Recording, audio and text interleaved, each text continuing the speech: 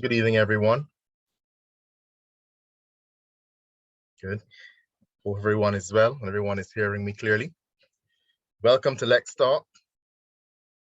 Let's Talk is the first in a series of online consultations being put on by the Ministry of Education, Technological and Vocational Training, and the Barbados National Council of PTA Associations Incorporated. We're just going to give about 5 minutes or so persons can log in successfully, and then we're going to get this evening's proceedings on the way. Thank you.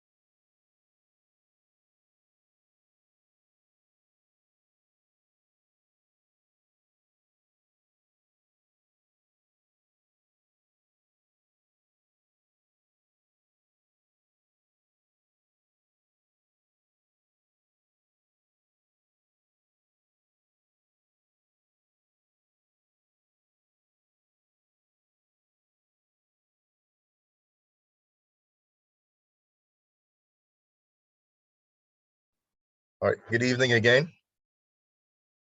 Good evening, everyone. Thank you so much for your patience. We were just giving persons some time to log in, get settled.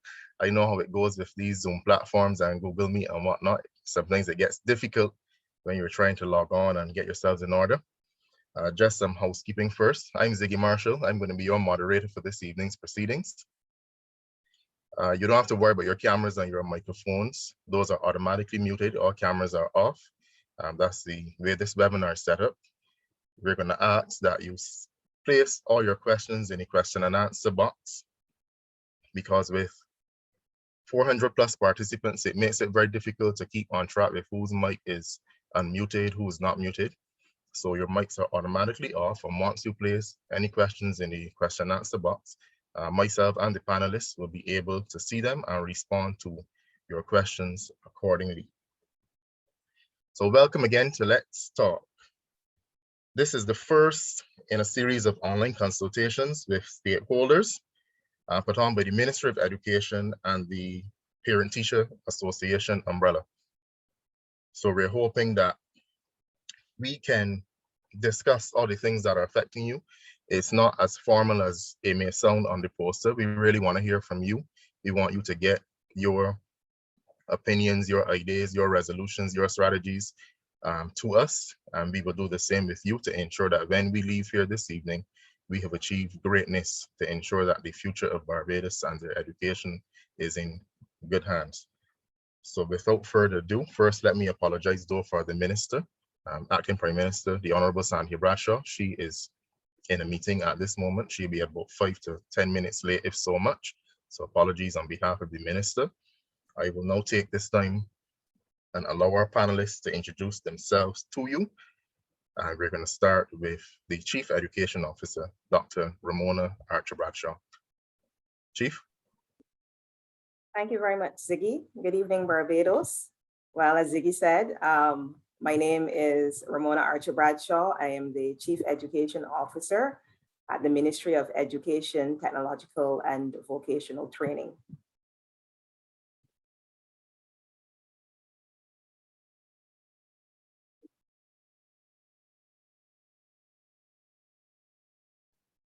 Thank you so much, Chief. Dr. Denny.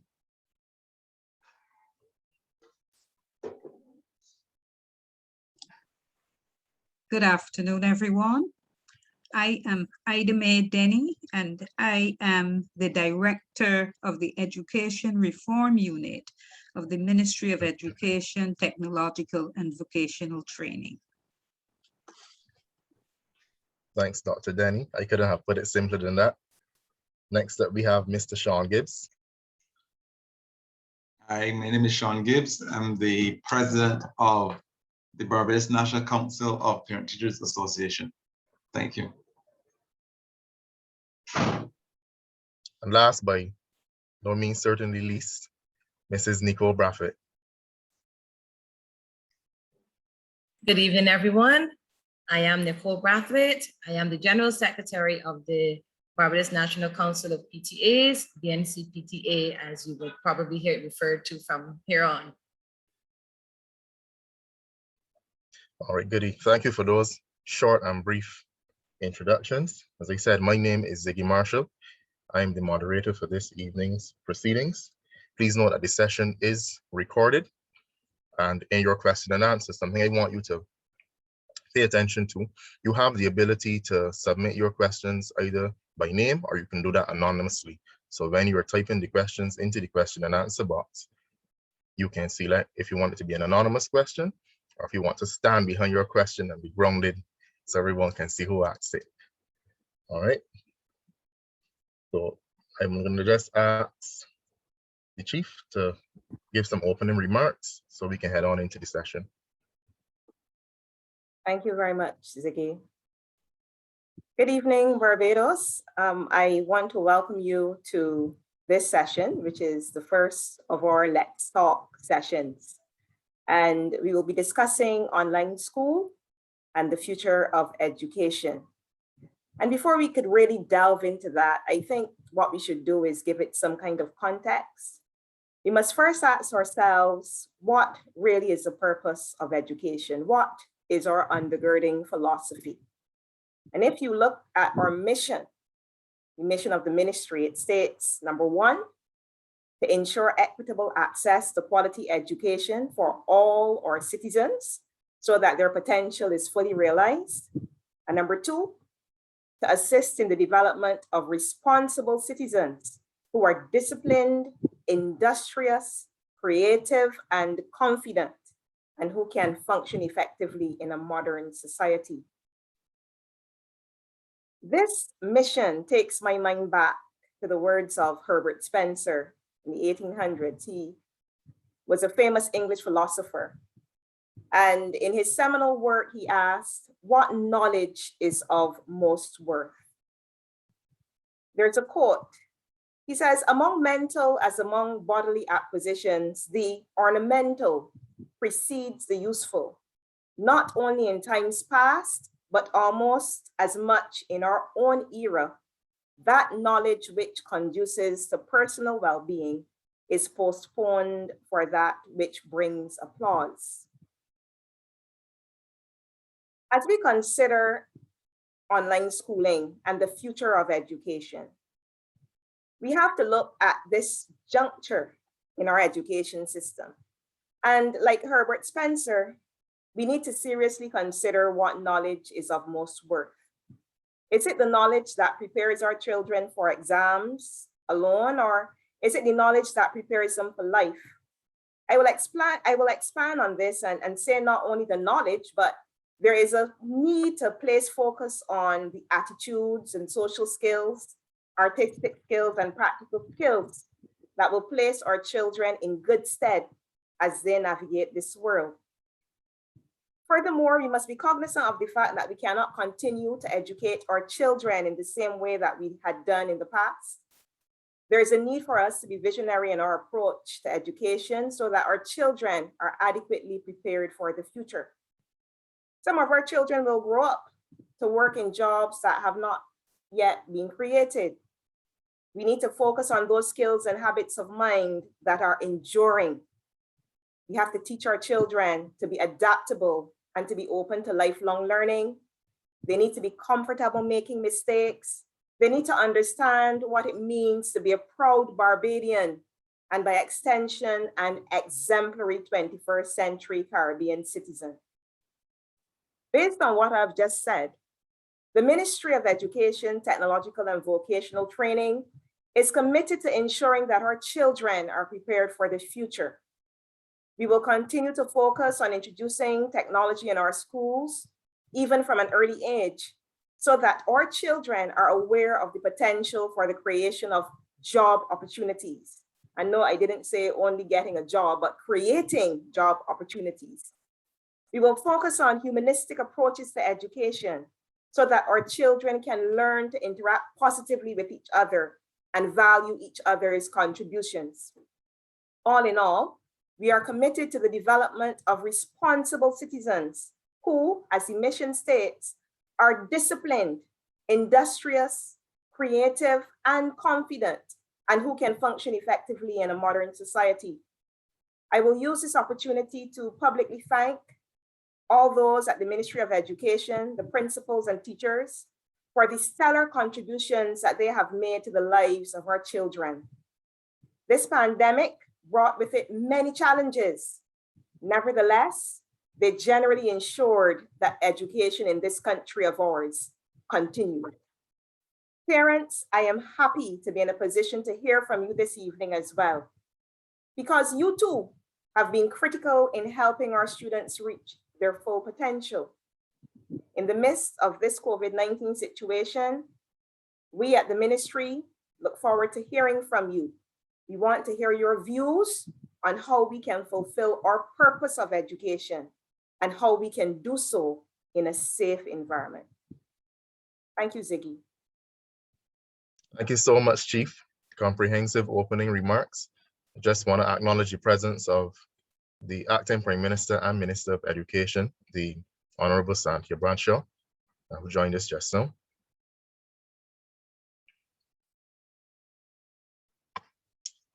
Minister, you want to give your remarks right on the back of joining? Oh, I didn't want to cut in on anybody. Yeah, let me just apologize for coming in a little bit late. I think everybody knows we're in a very fluid situation and we had some other matters to deal with at the level of the COVID subcommittee. I think everyone knows that our numbers are rising. We're at 167 cases today. I think we have about 38 young people who are under the age of 18 who've been affected by COVID. And so we are constantly on the front line trying to see how we get our numbers down, how we get our numbers up in terms of vaccination, and how really now we're having to cater even for students who are in isolation facilities because obviously they're affected, they're supposed to be in school, and they're also affected. So every day there's another dynamic that we're having to deal with. But let me just say at the outset how pleased I am that we've finally been able to get a meeting of minds with the National Council of Parent Teachers Associations. I've been speaking about this for a long time, that we needed to have an increase in participation by our parents in particular, and a strengthening of the association. I know people say, well, you know, you don't necessarily need to be part of the PTA, but it does help. And the truth is that it will not stop the Ministry of Education or myself or any of the officials from engaging with parents if you're not part of the PTA. But we do believe that there is added value in being part of the associations, being part of the lives of your students in relation to school, and being able to share with us in these types of forums as well, in a more formal setting, some of the concerns that you may have as it relates to certainly right now, the online environment and all of the things that are happening in relation to education. So this is really just a kickoff forum. We have planned to meet with our teachers independently. We're going to meet with some of the students as well and have a chat with them. We started with some of the unions, that was last week. NCPTA was also part of that discussion. And we have had discussions with the private schools as well to just get a sense of their thinking in terms of how they feel about the environment right now, a lot of the uncertainties and the anxieties. And, you know, the truth is that many of them have expressed concern because we keep making decisions, but then we're constantly having to change because of what is happening in terms of our cases. So we do understand that it is frustrating for a lot of parents. There's a lot of uncertainty, but I can tell you that from where certainly I sit and my officials in the ministry and certainly at level of cabinet, we are sensitive to the issues, but we want to make sure that we can get these children back into school in as safe an environment as possible. And that continues to be our priority. From the time when this pandemic started, it was about making sure we had the safety monitors, making sure that we had all of the protocols in place so that once we had the green light, we could go back to school. Obviously with Delta has presented another dynamic in the equation, and it has forced us to rethink, obviously, some of the protocols. I think you would have heard we're tossing up the 3 feet versus 6 feet. Health has obviously advised us that 6 feet, if we were to go back into school at any point, especially with Delta, that would be more advisable. But then there's some other considerations that we've had to look at in terms of our vaccination rate and whether we start to think about thresholds. But the truth is thresholds can only be spoken about in relation to as well the level of transmission in the country. So while we had some discussions with health a few weeks ago about a threshold for persons who are vaccinated within the schools and a return to school, we're also seeing our level of transmission rising across the country. And we've had to obviously pull back somewhat. So for some of those, the private schools where we had those initial discussions, again, the truth is that we've had to pull back simply because we've seen a change in the dynamics on the ground.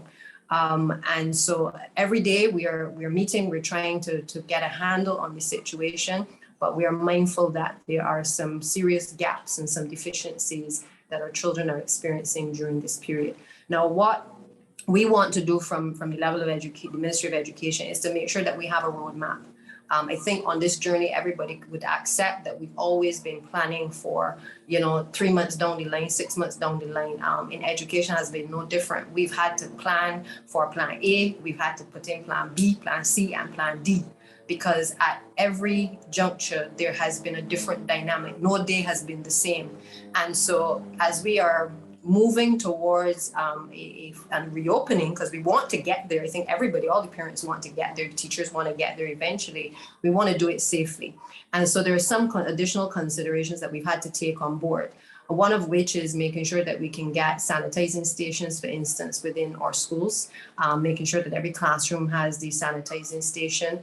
Also looking at what was raised by the unions as well in relation to having testing, whether we can explore saliva tests, whether we can explore nasal swabs, so that we give another layer of comfort to parents and certainly to teachers as well, that if children are to return, that there is some level of protection. So we're not sitting on our laurels and saying, all right, we want children to go back to school, but we don't know how we're going to do it. We are actually exploring costs. We're exploring how we source these things. We're exploring what would be the best way to be able to allow students to return to school.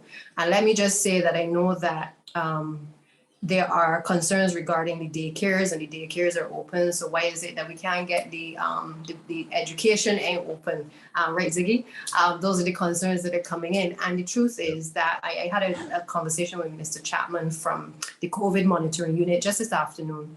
And we were discussing another daycare facility which had to be closed today because of concerns there.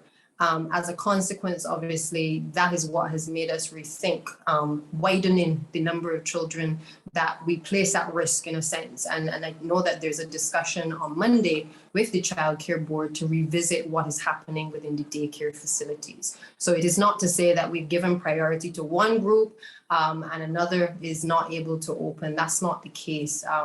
And so I just hope that in the course of this discussion, while we talk about, you know, some of the issues and some of the challenges, that we can actually have a fruitful discussion about the way forward.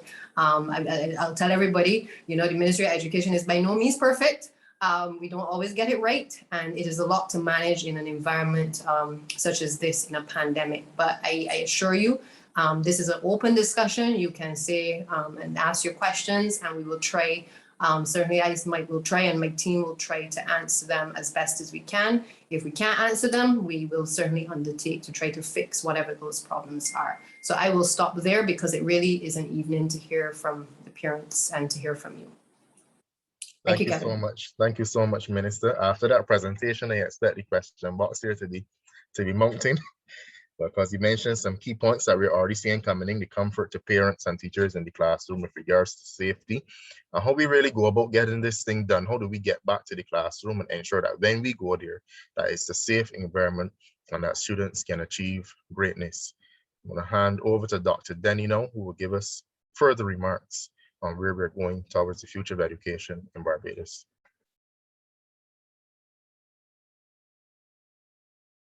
One second, Dr. Denny.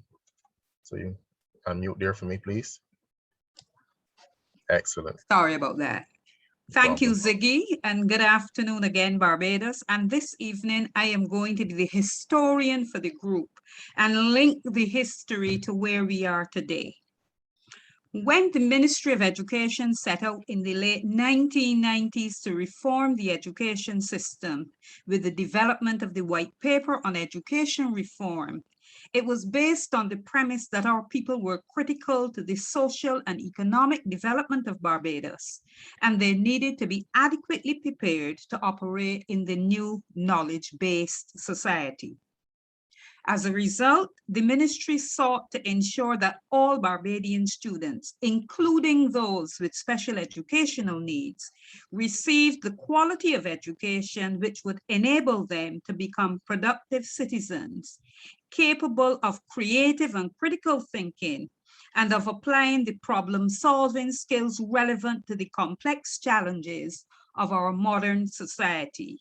And for those of you who have read the rationale and guidelines for curriculum reform, you would notice that capable of creative and critical thinking and of applying the problem-solving skills relevant to the complex challenges of our modern society are the words of the Honorable Mayor Amor Motley, who at the time was Minister of Education.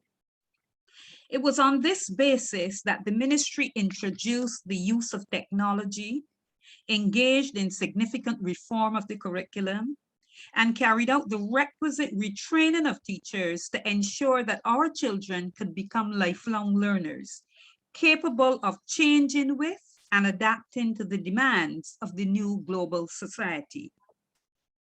Fast forward to 2018, and the recognition by the new political administration that the expansive number of issues and challenges still existing meant that we again needed to engage in significant reform of the system.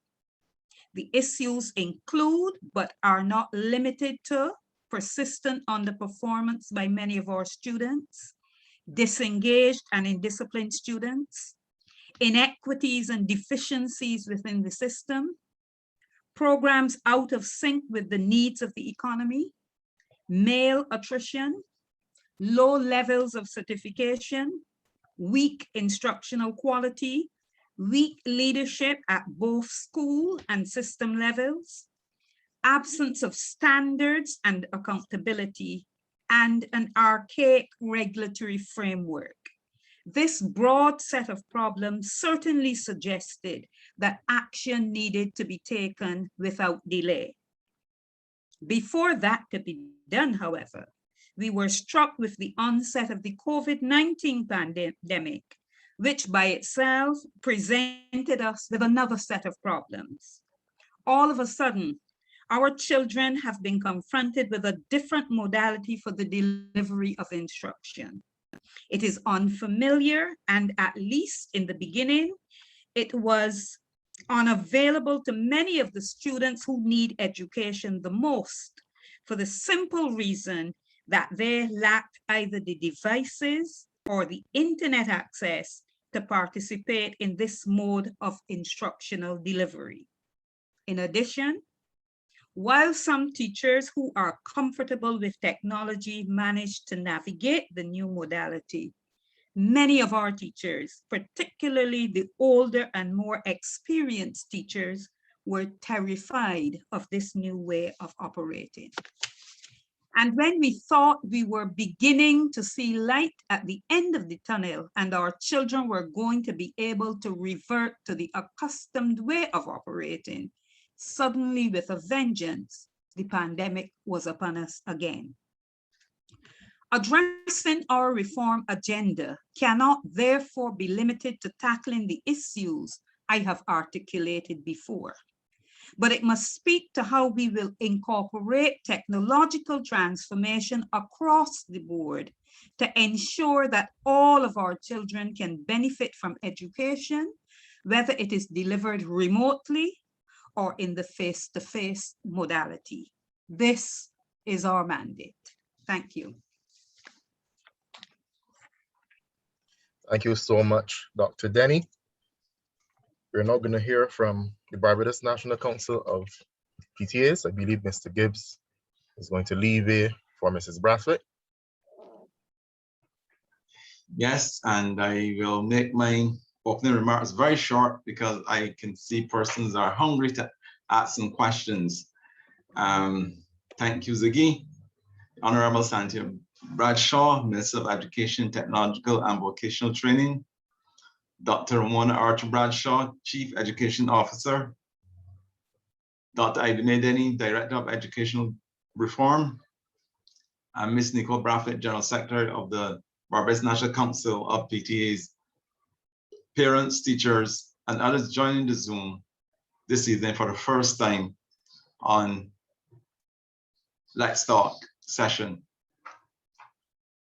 It is very heartening to know that even in the midst of a pandemic, we have placed such a high premium on education in this country, that we find time to come together, albeit virtually, to discuss school online and the future of education. Now more than ever, government, schools, communities need to work together for the greater good of the children who we are seeing as the future of our nation. We were informed by many of our constituents that they prefer their children back in the physical classroom, reaping the benefits of face-to-face instructions and authentic social interaction with their peers. However, the COVID situation that presents itself is worrisome and not conducive to safe return. There are also many concerns about the quantity of work teachers can deliver online. We are happy to be part of this collaboration and trust that by the end of this session, the myriad of concerns facing parents will be addressed one way or another. Thank you. Thank you, Mr. Gibbs. You can go ahead, Mrs. Brathwaite.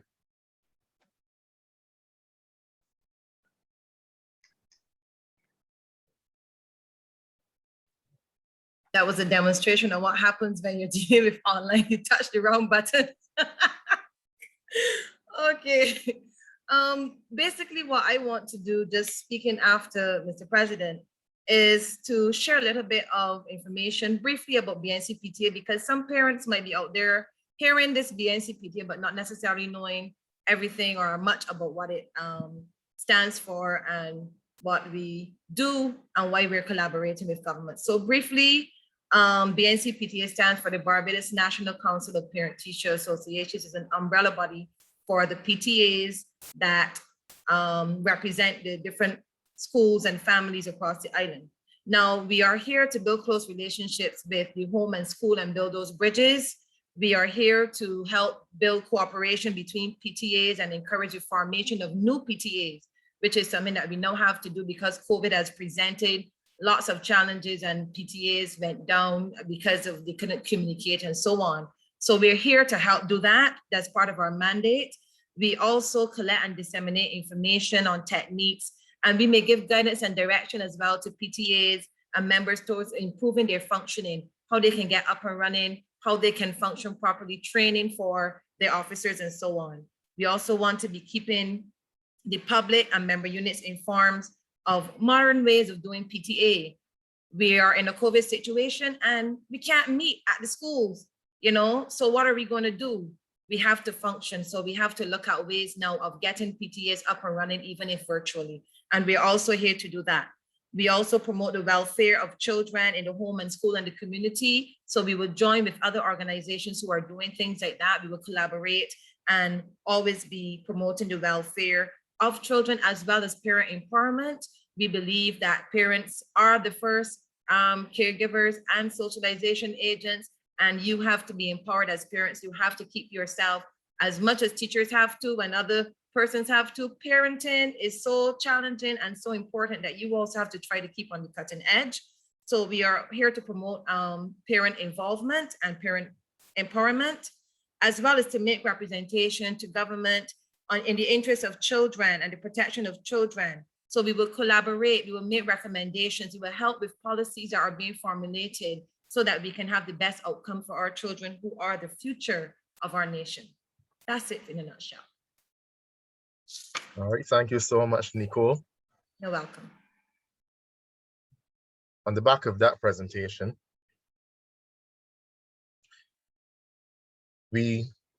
you've been keeping me busy. Let me say that up front. The questions are rolling in. I'm reading and going in here. Every time you see my head turn to the side, yeah, we are reading and going through and making notes. So we have a whole set of questions.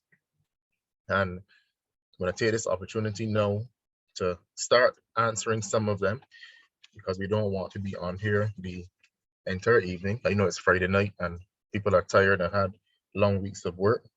So there's a question here about the environment. First question for the panelists that are looking. What happens when both parents have to work and you have to get a third person to look after the child? What happens during school times? Because it is an extra cost, because you have to look for things like a school monitor who needs to take the child through the paces during the day. So what really happens if you can't afford that and the nanny fee, since things are expensive and you have to prioritize what you're being paid for and willing to do? So who wants to take this first question?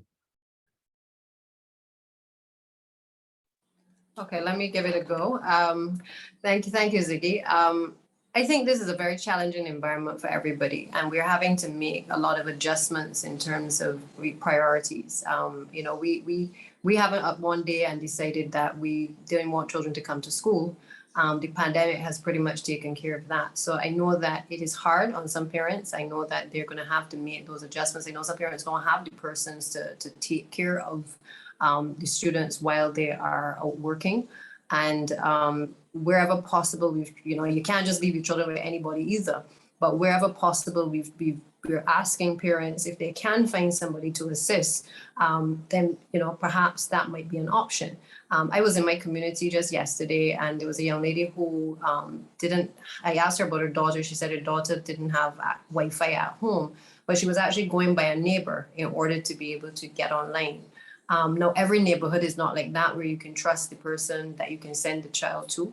But the truth is that even our community centers, we've had to, again, treat them like schools, and therefore they can't be open in this environment either. So the challenges are all around. I think what we have to do is to, in a sense, get back to the days where we can be our brother's keeper, and where we can assist parents in communities and lend the Wi-Fi, or where we can lend the oversight over the children for a couple of hours, then I think certainly we need to get back there. Where it's not easy, I would suggest contact the teachers, contact the principals, let the Ministry of Education know that there's a genuine issue in relation to dealing with how you allow your student to get, your child to be able to get online. We're not going to be able to know every situation as a ministry unless we are told. Okay, and where we have had, we've made accommodation even in the early stages of COVID, where there were students who may not have had electricity, for instance, at home. And while we were working out arrangements to be able to get the electricity back on, we allowed some of the students to use a nearby school. So it's not to say that the ministry is inflexible or it doesn't understand what the dynamics are that are playing out in relation to households, but sometimes we need to have somebody just saying, this is what the issue is. And then together we can try to find a solution to the problem. Ziggy? Yes, thank you so much, Minister. But I'm not going to give you a break. We're going to go right into a question that relates to that one. This question states that there are some parents of new students to the classroom that are not familiar with the platforms used. So is it possible that going forward, there'll be workshops to help affiliate the parents with these teaching tools? And maybe there are and the person is not aware, but I'm going to give you the opportunity now to speak to us about what is possible and what is not. Yeah, in the early part of COVID, like last March, we had to engage in doing a number of YouTube videos. The MRD department and the rest of our team were trying to cater to those parents, especially special needs parents who, again, were not aware of what to do. Because the truth is, we spend a lot of time sending the children to school, but not everybody is paying attention to what the children are doing. And the truth is, a lot of parents discovered how difficult it is for teachers in a classroom environment, having to manage the number of children in a school day. Now, what we've tried to do is to do those videos so that parents would be able to understand better how to facilitate the children's access to the children's email accounts, and also to be able to help them as well with basic understanding of the online environment also. I think we did some videos on online etiquette, because we had a major problem at first where the children were not appropriately dressed. I won't say they have to be in uniform, but I do feel that you want to still make sure that your children are neat and they're tidy, and that they're what we would call in Bajan terms, they're presentable in that environment. And we get it that they're not, all the environments are not the same. So we get sometimes that the cameras may not be able to be turned on. We understand that, but we do think that there's still a place for, as a parent, making sure that your child is following the classes, that the children are actually participating, just checking, even if you don't understand what is there for the homework, at least making sure that the homework is done, that something is done in the book.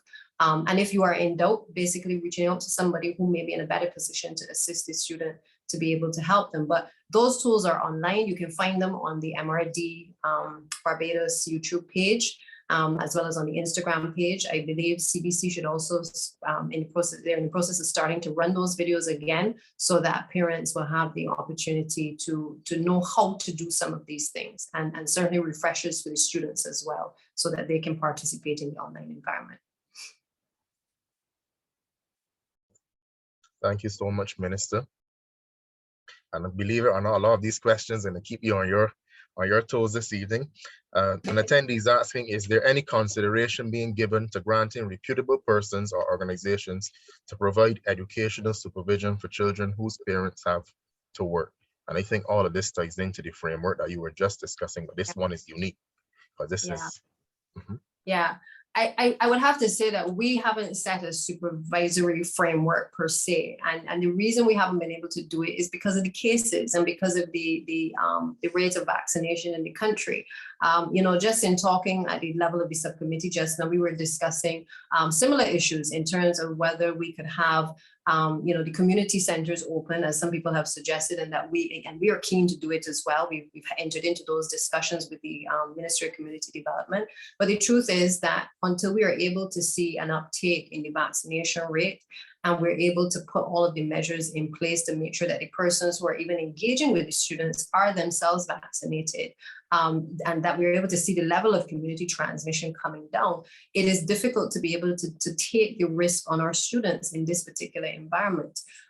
So it may seem as though we are being overly cautious. Well, yeah, we are being overly cautious because this is the future of our nation. So if we are going to play Russian roulette with them, then I don't know who's going to look after us when we get old, Ziggy. So we have to put ourselves in a position where we make the environment safe, for both the students and for the teachers. But at the same time, we have to arm parents with the information that they need to keep reinforcing as well to the students what they have to do, because they have a responsibility too, making sure that the children are not running wild in communities, that they are also following the protocols. I see them every day, the masks are down on the chin, they're in their hand, or they're not there at all. And I don't think people understand that apart from all of those protocols, we also have to get the uptake amongst our preteens and our teens for vaccination as well. We are probably now at just over 6,000, probably by today, we may be up at 7,000 students in that 12 to 17 category. We need to be closer to 21,000 in that age group if we are going to have a serious conversation about getting even that age group back into the school environment.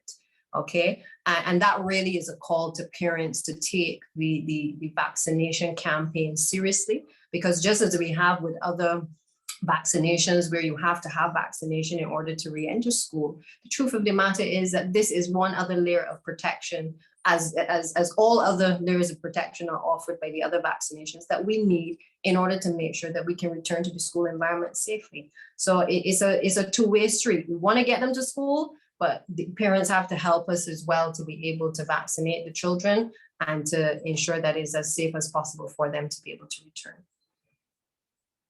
All right, thank you so much, Minister. For those of you that have been asking, the session is also being streamed live on YouTube. Once you go to YouTube and visit MRD Barbados, that's the Media Resource Department, you can access the session live on YouTube. The Zoom has been acting a bit strange. I'm seeing about 500 attendees. We know that the maximum limit for this session is much more than that. So if you or someone you know are trying to attend and having difficulty, feel free to visit YouTube, MRD Barbados, and you can log on there and track the session. Vicky, I think Sean has a question. He has his hand raised. Yeah, yes. Seeing that. Go ahead, Sean. Thanks, Chief. Thanks very much. This one is for Sanjay Bradshaw.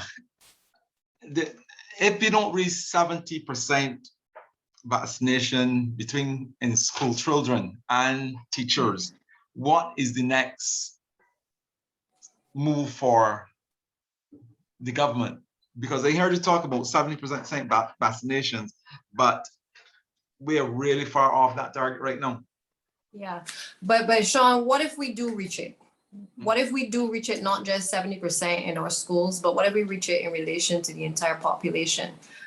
Then we won't be having discussions about curfews, and we probably won't be having discussions about restrictions. So I'm not going to focus on what if we don't get it.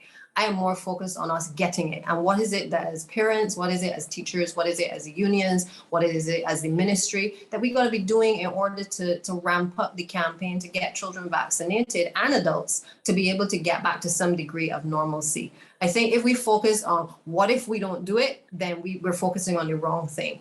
I think everybody needs to ask themselves a serious question. Have you done enough to be able to make sure that you can get your children back to a level of normalcy? Have you been to the doctor and talked to the doctor about vaccinations? If you have doubts, have you expressed those doubts to somebody who may be more knowledgeable?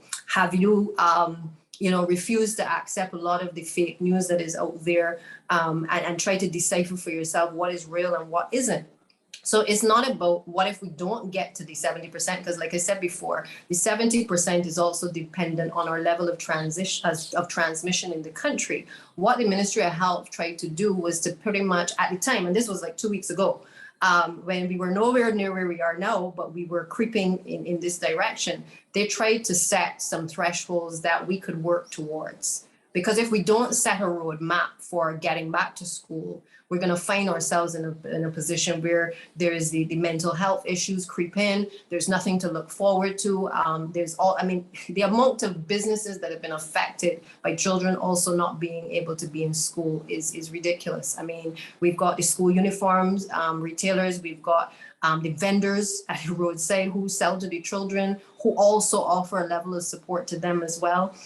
There's so many different facets to being able to get back to school that are important, that the vendors have to ask themselves some questions. The persons who are part of the ancillary staff have to be asking themselves, have they done their part to help the children of this country get back into the school environment? Because it's no longer just about you. It's also about how what you do is also impacting on other people. And we've said before, if it is a case of medical reasons or religious grounds, the law is there. It's very clear. It has always been there in relation to vaccinations. Nothing has changed. And we get that there are some people who, for those two reasons, cannot take the vaccine or cannot have the children take the vaccine. We get that. And there is provision for that. But for the others, where the facts are there and you can reason yourself in relation to whether you should take it or not, then we encourage you to take the vaccine so that we can get these kids back into school. And let me just say that, there is hope on the horizon for the ones under 12, because Pfizer is in the process of being able to have the approval for the vaccine for those, I think, from 5 years old and up. So there is some hope coming that we will get to a point where it won't just be a conversation about the teens and the preteens, or about thresholds. Is going to be really a question of getting the population vaccinated so that we have another layer of protection against this particular variant. Thank you, Minister. Sean, satisfied? All right. There's a question here that I believe the Chief may be able to answer, that has to do with the socialization of children outside of break time and lunchtime. Mr. Warren is asking, in the school setting, is it possible that while they break for these dedicated times, are we going to adequately allow our children to have set time outside of school where they go online and socialize with each other and talk and laugh, because they're not getting to do it physically? So is the curriculum going to adapt for those times to be included outside of lunchtime and break time? Yeah, that's an excellent question, Ziggy. That's an excellent question, Mr. Warren. We must recognize that the social element is an element that we can't ignore. But while we look at the social element, we must be very careful as well that we are cognizant of the effect that screen time has on the health of our children. So while it is a good idea for students to socialize online, I wouldn't recommend that they socialize right after school, right after having all of that screen time. If the parents want to get together and say, well, all right, let's let my son or my daughter spend about 15-20 minutes chatting with friends, that can be done, that can be organized. But with regard to the screen time, that is my concern, having the child on the computer, looking at the computer screen, be it for social purposes, be it for educational purposes, for that long period of time. Yes, but I understand where you're going with it, and I would encourage parents, even as the children are having breaks throughout their school day, I'm going to ask parents to encourage, and grandparents and uncles and aunties to encourage the children to get up from in front of the screen and stretch and do a couple exercises. Maybe if they want to go and read a book, they can read a book, but that screen time having that screen time for that length of time, for a long, long period of time, can have negative effects on the eye health of our children. All right, thank you, Chief. And a ticklish question that's here. I have a lot of these, Minister, and I'm sure you're gonna you can address this one because I've seen this a lot. This question has to do with mandatory vaccination for teachers and for students. Persons are wondering if at any given time the vaccination is going to become mandatory. Well, I think, Ziggy, I spent four sessions across the country talking about the whole issue of mandatory vaccinations, the government's position, and also hearing from people about their concerns and anxiety regarding vaccinations. And we have made it abundantly clear that we have no intention of making it mandatory. I think what we have instead tried to do is to provide people with as much information as possible about vaccinations, give the history of vaccinations in our country, letting people know that it is because of our high level of vaccination of children in particular. All of us got the jab. We either got the jab or we got the sugar under our tongue when we were at primary school. And, we're still here. And, we have to remind people that while something is new, it doesn't necessarily mean that it's bad for you. And we have all had to walk that road where we've had to trust the doctors and the medical persons in the medical profession. But I think the risk of something going wrong is far less than getting this right.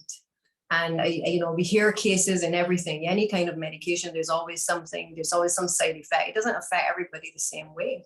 But the truth is the stories of persons who have benefited from the vaccines are far greater than those who may have had any complication. So no, we are not intending to do a mandatory vaccination. We certainly that was never part of the discourse. It was put on the table, I believe at one point by the private sector, because they have a right as well to be able to protect their businesses. But from our position as government, we've said, arm the people with information, arm our parents with information, and also allow people to make the choices in the best interest of themselves and the children. What we have said, however, because the law does allow for it, because it's standard, and I think the Ministry of Health and Wellness will be doing it shortly, is providing the amendment to the regulations to be able to ensure that the COVID-19 vaccine, as well as I think HPV and some of the others that were not necessarily on the list of mandatory vaccination to be able to go back into school, that those are actually provided for. So in other words, in order to get back into school, you would have to have the vaccination. If you can't have the vaccination, it would have to be on medical grounds, or it would have to obviously be on religious grounds. But this is no different from entering nursery school or entering primary school or even university. I have traveled, for instance, to enter another country, and I went to Peru a couple of years ago. I had to get a vaccine for yellow fever. This is not unusual. And regrettably, a lot of people have gone into a panic mode over this whole question of vaccinations. And perhaps, that is where the alarm is coming, but we've not, I think Barbadians are intelligent enough to be able to decipher the truth from what is false as well. So I hope that they will continue to decipher and make the decisions in the best judgment of their children as well. All right, thank you so much for that comprehensive answer, Minister. The position of the government clearly remains the same. The information be put out there for us to, like I can say in Bajan, let us eat up the information and make productive and informed decisions. Yes, Nicole? I just want to segue to Dr. Danny for a moment, because as a teacher, some other questions have been coming, and even from my neighbors, they wanted to know, since there's education reform that is now taking place and the children are online, having learning, what modifications are being made to the curriculum, because some are concerned that they're only half day, they're only some days and so on. So how is the curriculum going to be covered, or how is it going to be presented to ensure that the children get what they need in the online environment? Well, thank you, Nicole, for that question. And I understand the concern of the parents. Our obviously, the online modality is one that, as I said, it is strange to both our children and our teachers. So one of the first things that we have to do is make sure that our teachers are proficient in the delivery of online instruction. I have had discussions with many teachers who were concerned that because they were teaching, they were required to teach every day, they did not get the opportunity to get the practice that they needed. And I had to make the point that in teaching every day, you are actually getting the practice. And before long, because you are getting the practice, you will become proficient. But one of the things that we have to do is where we find that there are teachers who are very competent in their delivery, we must record the lessons that those teachers do. And we must make those lessons available to all of our children across the system. So one of the things we are talking about right now is doing videos that can be utilized by those people who are not as competent as others. So instead of some children getting apples and other children getting oranges, all of our children will be able to benefit from apples because these videos can be made available across the system.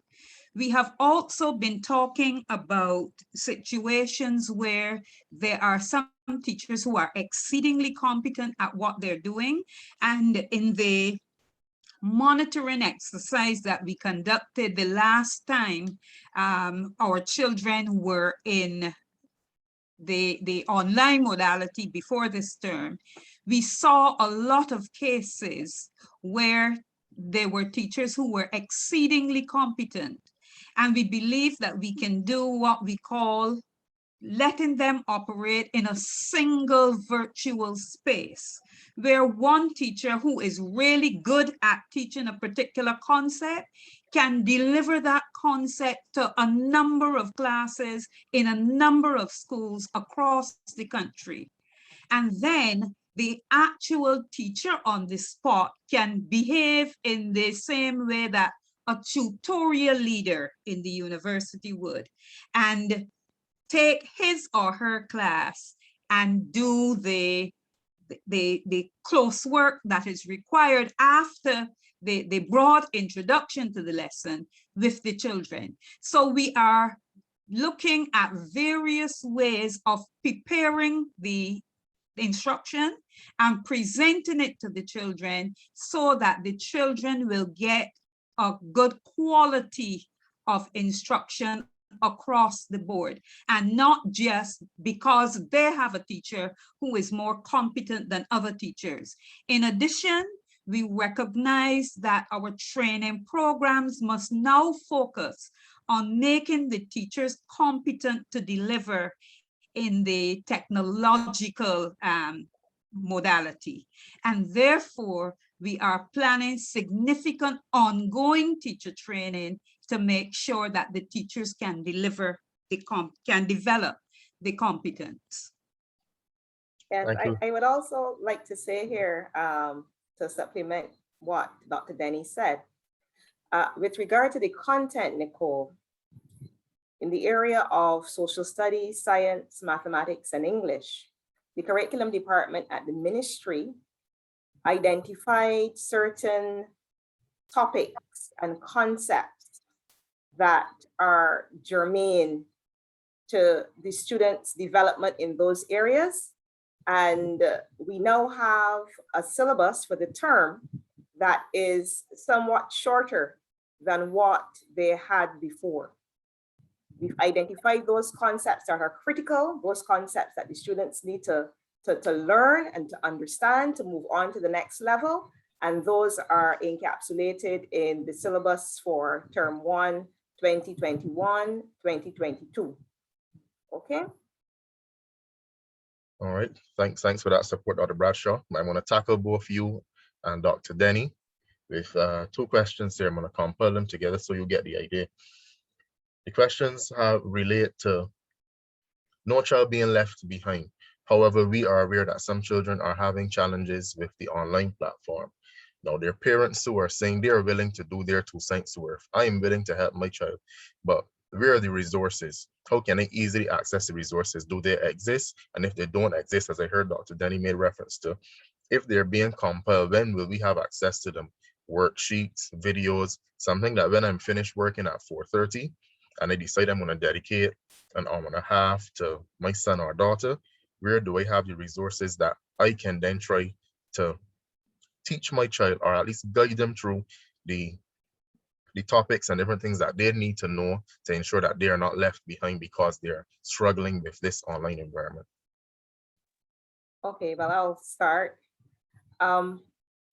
Many of our teachers use the Google Suite platform.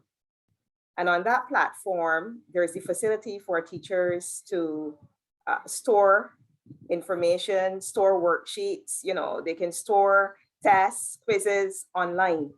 So parents can always go into the child's classroom to see what was done during the day, to see the worksheets. And of course, they can use that to assist their children. What I want to say as well is that on the MRD website, you can find some sample lessons. So you can do a search, you can look through to see if there are any lessons there that can assist you in assisting your child with his or her homework. Yes, but moving forward, of course, we want to provide more videos for our parents, because we recognize that not everyone is proficient in each area. And we want to provide the support for them so that they can adequately assist their children or their wards. Dr. Denny? Yes, and I will simply add that we are also looking at acquiring other tools to provide the children with, that their parents can help them with, where they can do exercises and they can get feedback immediately on how they've done the exercises. Their parents can help them. And this also helps the teachers, because when the children have completed those activities, the teacher is aware that he or she can move on because the children understand and they have already got the feedback. And this frees the teacher up to give more support to the children who need more individualized time from the teacher. So therefore, we are looking at acquiring a number of those tools that the parents can have access to in order to assist their children as well. Okay, thanks so much, Dr. Denny, but you're not off the hook just yet. I have a question here from an adult who is dyslexic and has found that the online environment is problematic for persons who suffer with learning difficulties and learning disabilities. So they're asking you, has there been any consideration for children with disabilities? Because before the pandemic, they're saying that they were already suffering. So this has now accelerated what has been a bad situation. So what are the plans put in place to ensure that these children are not left behind? Well, I'll tell you that children with special educational needs have a significant place in the reform agenda. We recognize that these children are going to need specific tools and resources in order to help them, and therefore that is part of the reform agenda. I am a little surprised that a child who is dyslexic would be having extreme difficulties in the online modality, because sometimes the way that the information is provided in the online modality is helpful to a child with dyslexia. But again, this goes to the fact that teachers are not aware of how to deal with specific children, and part and parcel of what the Ministry of Education will be doing, the Student Services section in the ministry to be exact. They will be putting on specific activities to assist these children. They have already begun the development of their programming. They have presented it to the officers in the ministry, and a lot of what they have planned has been approved, and I believe it is being rolled out this term. as they try to put things in place to specifically help children with special educational needs. And this is children who are not only dyslexic, but autistic and who have other disabilities as well. So they have not been left out. Yes, Dr. Den, you're absolutely correct. They have a community of practice where they share resources, they share ideas, and they have strategies for addressing the deficiencies that students with disabilities have. So far, so good. Ziggy, I just want to add here, you know, there was a very hodgepodge approach to children with special needs before. You know, it's a work in progress. I can tell you it's perfect, but I'm telling you that we've come a long way since certainly I became the minister, and I'm not blowing my own trumpet, but I'm telling you for a fact that we've made a lot of strides in this area. And one of the things that we started to look at was, instead of having some teachers trained in special needs, where this became almost the exception. So only a few would get, a batch of teachers would be trained and a few would be sent overseas. The view now is that we have to have all of them trained in the special needs and how to deliver special needs education. So we've tried to ramp up the focus on teachers being able to identify children who need support, being able to know what to do in terms of the intervention, because the truth is the parents may pick up that the children have some challenge. I mean, and parents have a way of expressing it differently when they realize that the children may not be as academic as they should be. And so they'll say the children are slow, which obviously we know is not the correct terminology to use. But the truth of the matter is that we have to make sure that the place where they spend, children spend the most time, that the persons who are delivering instruction are able to understand the challenges that children have and to be able to put in place the individual education plans to help them to cope. Because there's nothing worse than a child leaving school feeling as though, you know, there is no purpose for them, that they have no place in the world. Because they didn't understand half of what was being taught while they were in school. And we all know that many of the successful people across the world are persons who have suffered with dyslexia. They are persons who have suffered with Asperger's. Most of the most brilliant minds in the world have been people who were different or challenged in some way. And so our focus now is not just to single out children who are different, but to teach tolerance as well, because there's no point having children who are different and other children who are also different don't understand the differences. So we have to start to teach from the level of our adults, but also at the level of our children, to be tolerant of other children so that we can have a more inclusive school system, that children who have disabilities can be integrated into the classroom and not treated as though they must be placed in a remedial class and they're not good enough to be able to work on the same level with other classes. So this requires a mental shift, a change of thought in the way how we approach education, how we approach pedagogy, how we approach the teaching of education, but also it is going to require a consistent dialogue with the country about changing our own behaviors, our own prejudices towards children who do not appear as though they have the same abilities as another child. And I think it really starts there. And once it starts there and with the teachers, I think that we have a good chance of being able to teach our kids coming up about being tolerant of other people. So I just wanted to add that as well. Yep. Thanks so much, and Minister. Ziggy, if I could just add one more thing there. One of the things that we are doing as part of the reform agenda is that we are developing a linked profiling system that includes all of the pertinent information that is needed to send forward on children, so that as they move through the system, teachers get this information and can identify what the issues are with the children. So whereas at one time, a child would go into a class and the teacher would not be aware that this child is dyslexic, the profile now has that information in it, and it speaks to the things that are necessary for properly engaging that student, and the teacher can now operate in such a way to address the specific needs of that child. Yeah, I just want to come back in again, Ziggy, before, because I think this is a very important issue, and for me it is very near and dear to my heart as well.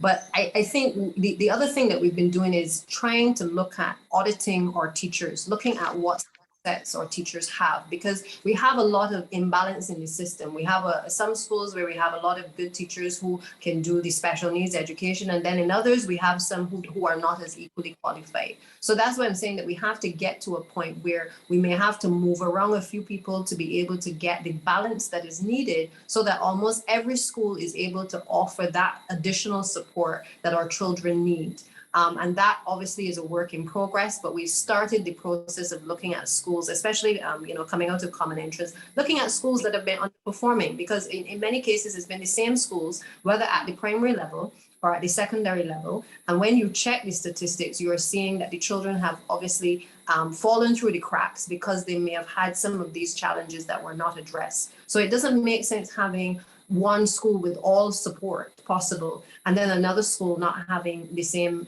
level of support. And so that type of call to teachers is what we've been trying to do over the course of the last few years, trying to figure out where those teachers are, letting them come forward and indicate what skill sets they have, trying to put those courses on so that they can improve their ability to be able to teach and to deliver instruction in the classroom. And so to answer your question, so essentially no child is either feeling like are left behind, or that we leave them behind as well. All right, Sean, I'm seeing your hand, but I am gonna drag both the chief, the minister, and Dr. Denny now by changing the narrative a bit on this particular question that has come up while you were on that topic. And the question asks about the common entrance exam and the removal of the common entrance exam.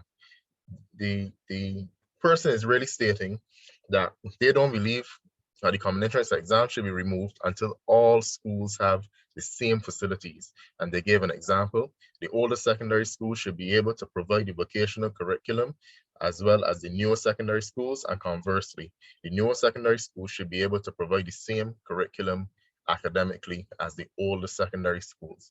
So this person is stating that until we have that balance, common entrance should remain and should not be something that's on the cards for removal. Well, first of all, we could set that target of all schools being equal, and we would probably be 20 years down the line and we'll still be having this conversation. What we've chosen instead to do is to start the improvements of the schools, start the improvement in terms of the reforms that are necessary to make that transition. Obviously, the pandemic has kind of slowed things down a bit because we're not able to engage in the way that we would have wanted to across the country on the full reforms. But the truth of the matter is that we've been spending significant sums of money improving school plans. And when I say school plan, I mean school plan infrastructure, to make sure that the type of infrastructure that students are going to across the board is a level playing field. Because certainly the last few years, we did not have a level playing field in terms of resources that were going to certain secondary schools. And as a result, we saw the deficiencies in not only in frustration from our teachers, but also from our students who did not even want to go to school because the conditions at school were no better in some cases than where they were coming from in their own house schools. So a lot of resources have had to be spent in improving the conditions of the plant to make sure that the quality of the environment is such that a child wants to get up in the morning and go. We've also had to spend some resources in terms of changing the curriculum. We've not had curriculum reform, as Dr. Denny alluded to, since 2000 in any major way. There's no document to say this is the level of curriculum reform. We've made changes here and there. But what we have done in the last few years is to start to introduce things like coding and robotics. We've been training teachers. Again, we've got another shipment coming in of the robotics kits, because when we realize that, where the world is going, we don't want to leave children behind. We want that every special needs school, every primary school, every nursery school, every secondary school has the opportunity for a child that wants to be able to explore the world of coding and robotics, and to think of themselves not as just consumers, but as creators, as innovators, that they have that opportunity now to be able to do that. We've also talked about specialist institutions, where we challenge the principals as well to look within themselves, look at the types of subjects that the students are excelling at in their institutions, and to let us look at how we can identify specialist areas so that every school also becomes known for having a specialty area, as opposed to the top schools and the bottom schools or the middle schools. You have schools where a child now can say, I want to go to X school because they're offering a strong program in a particular area. A parent makes a decision not on, oh, I went to school there, so I want my child to go there alone, but they make decisions based on knowing their child, understanding what the strengths and the weaknesses are of their child, and being able to say, I want to find the best school that fits the personality, that fits the goals and the objectives of the child that I have brought into this world. And therefore, let me look and make a decision, not based on, you know, society's views of the institution or something I saw on social media, but rather let's look and see what are the programs that are being offered by the institutions.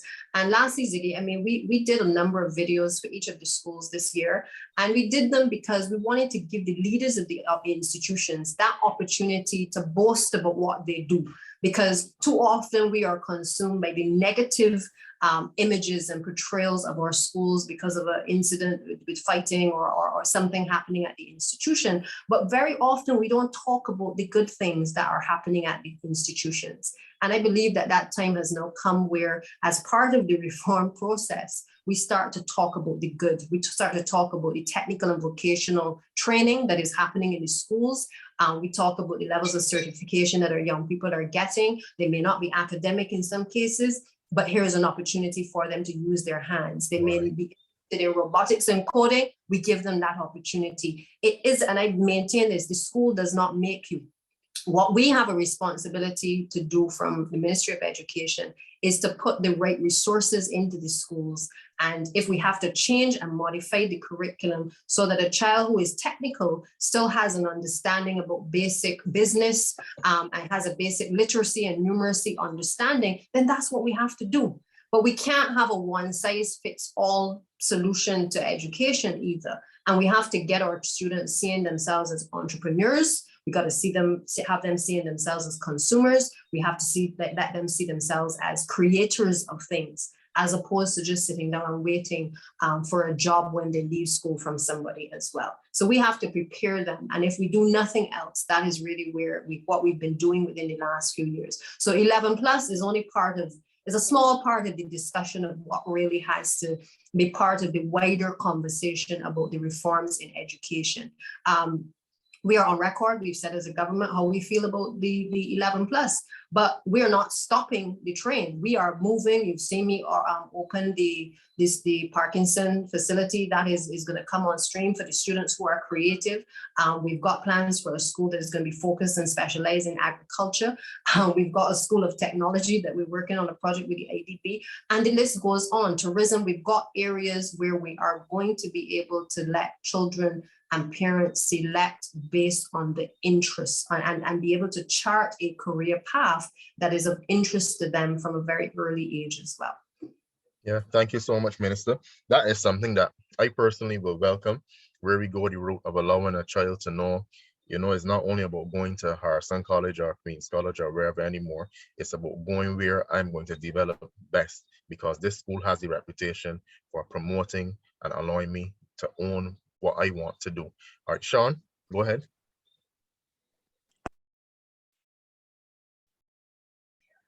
Yes, this one is for the minister. I just got this on my telephone. Parents want to know, when will school be reopened? Simple. Yeah, before you go, Minister, I was coming to that as well. So let me couple up some of the ones we have here.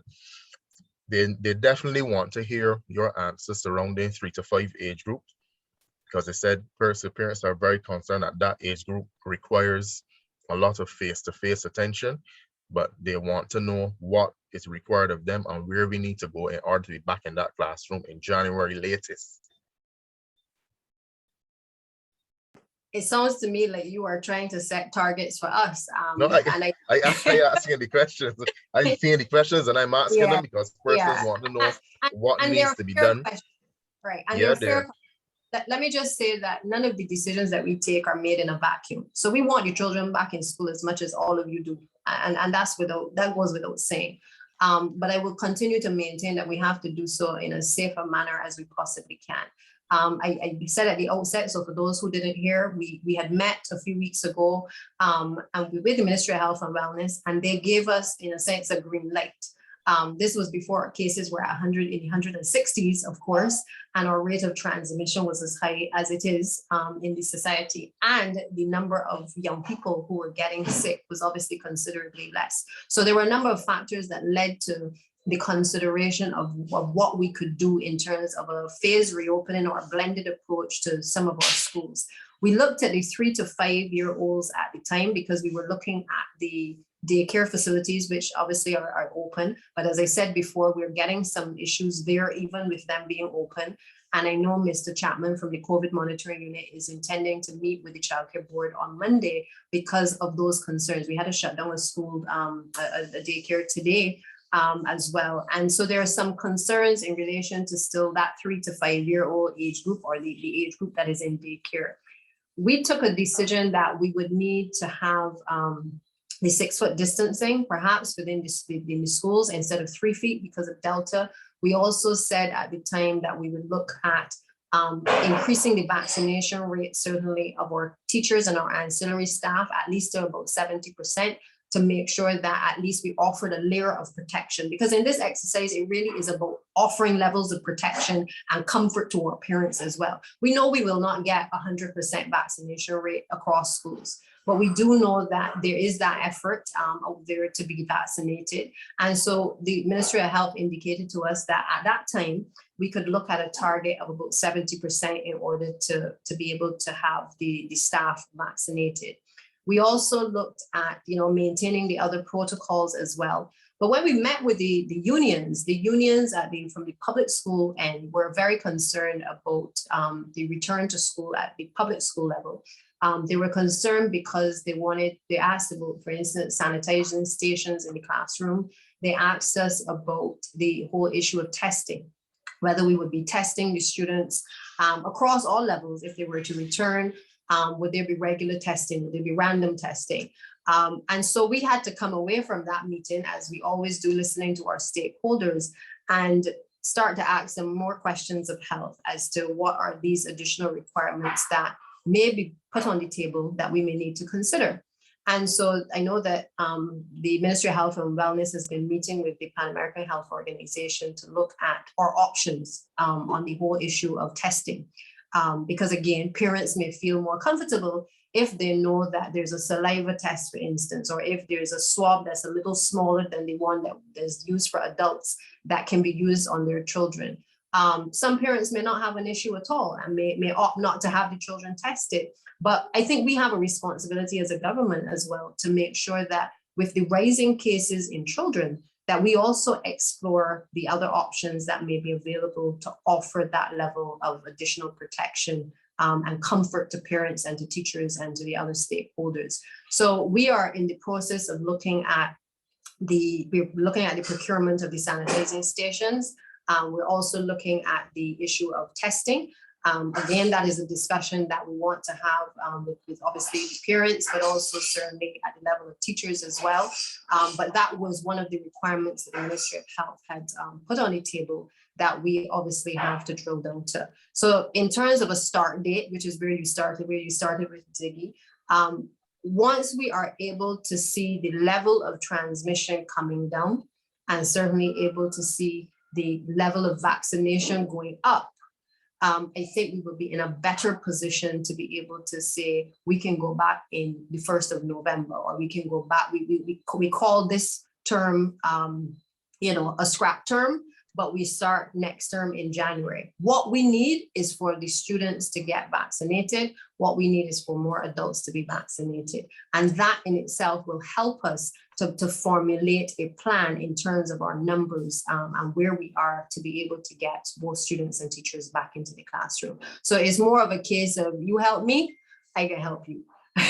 That's right, essentially what comes down. So essentially then, if I want to be Sure. devil's advocate, I should say once the population behaves right and things go right, by Christmas, we should get a Christmas gift. We should be hearing something from the ministry on how far we are with regards to getting back into the classroom based on the data. Yeah, because Yeah, because when we did meet with health and we had our initial discussions with the private schools, we were looking at like an early November date. But as I said, when the unions entered the conversation, there were concerns regarding whether it was safe, whether the numbers were too high in children, whether teachers at the public schools would be comfortable. No, in fairness, the private schools are ready and raring to go. And I don't want to create two Barbadoses. I'm being very straight. I want that children are able to get back into the classroom as quickly as possible. But I also live in a Barbados where I feel very strongly that we got to do this thing together. So the private schools may be able to have a quick increase of all of the things that are necessary to open, but our public schools, we may have some resistance unless there is a thrust by teachers and students and also parents to say, this is what we want to do. And I think in our thrusting to map out what we want to do, it's important that we engage. It's important that the public understands that we are not just sitting down and waiting to see numbers changing, but we're trying to make sure that the schools are as safe as they possibly can be to be able to allow children back into school. Because God forbid, Ziggy, something happens to any of these children, you know, all the pressure is on, we want the schools to open. Anything happen to these children, the conversation is going to shift completely.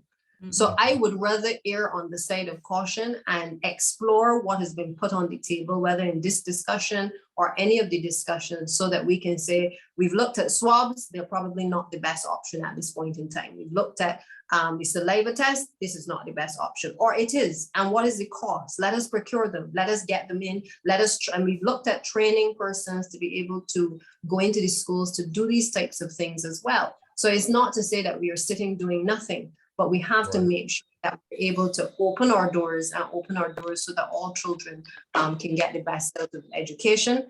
And like you said before, that no child is left behind. All right. Thank you so much. Thank you so much, Minister. All right. So we've heard from the Minister on the strategy to get our kids back into the classroom, get your kids back into the classroom, because I don't have any as yet. But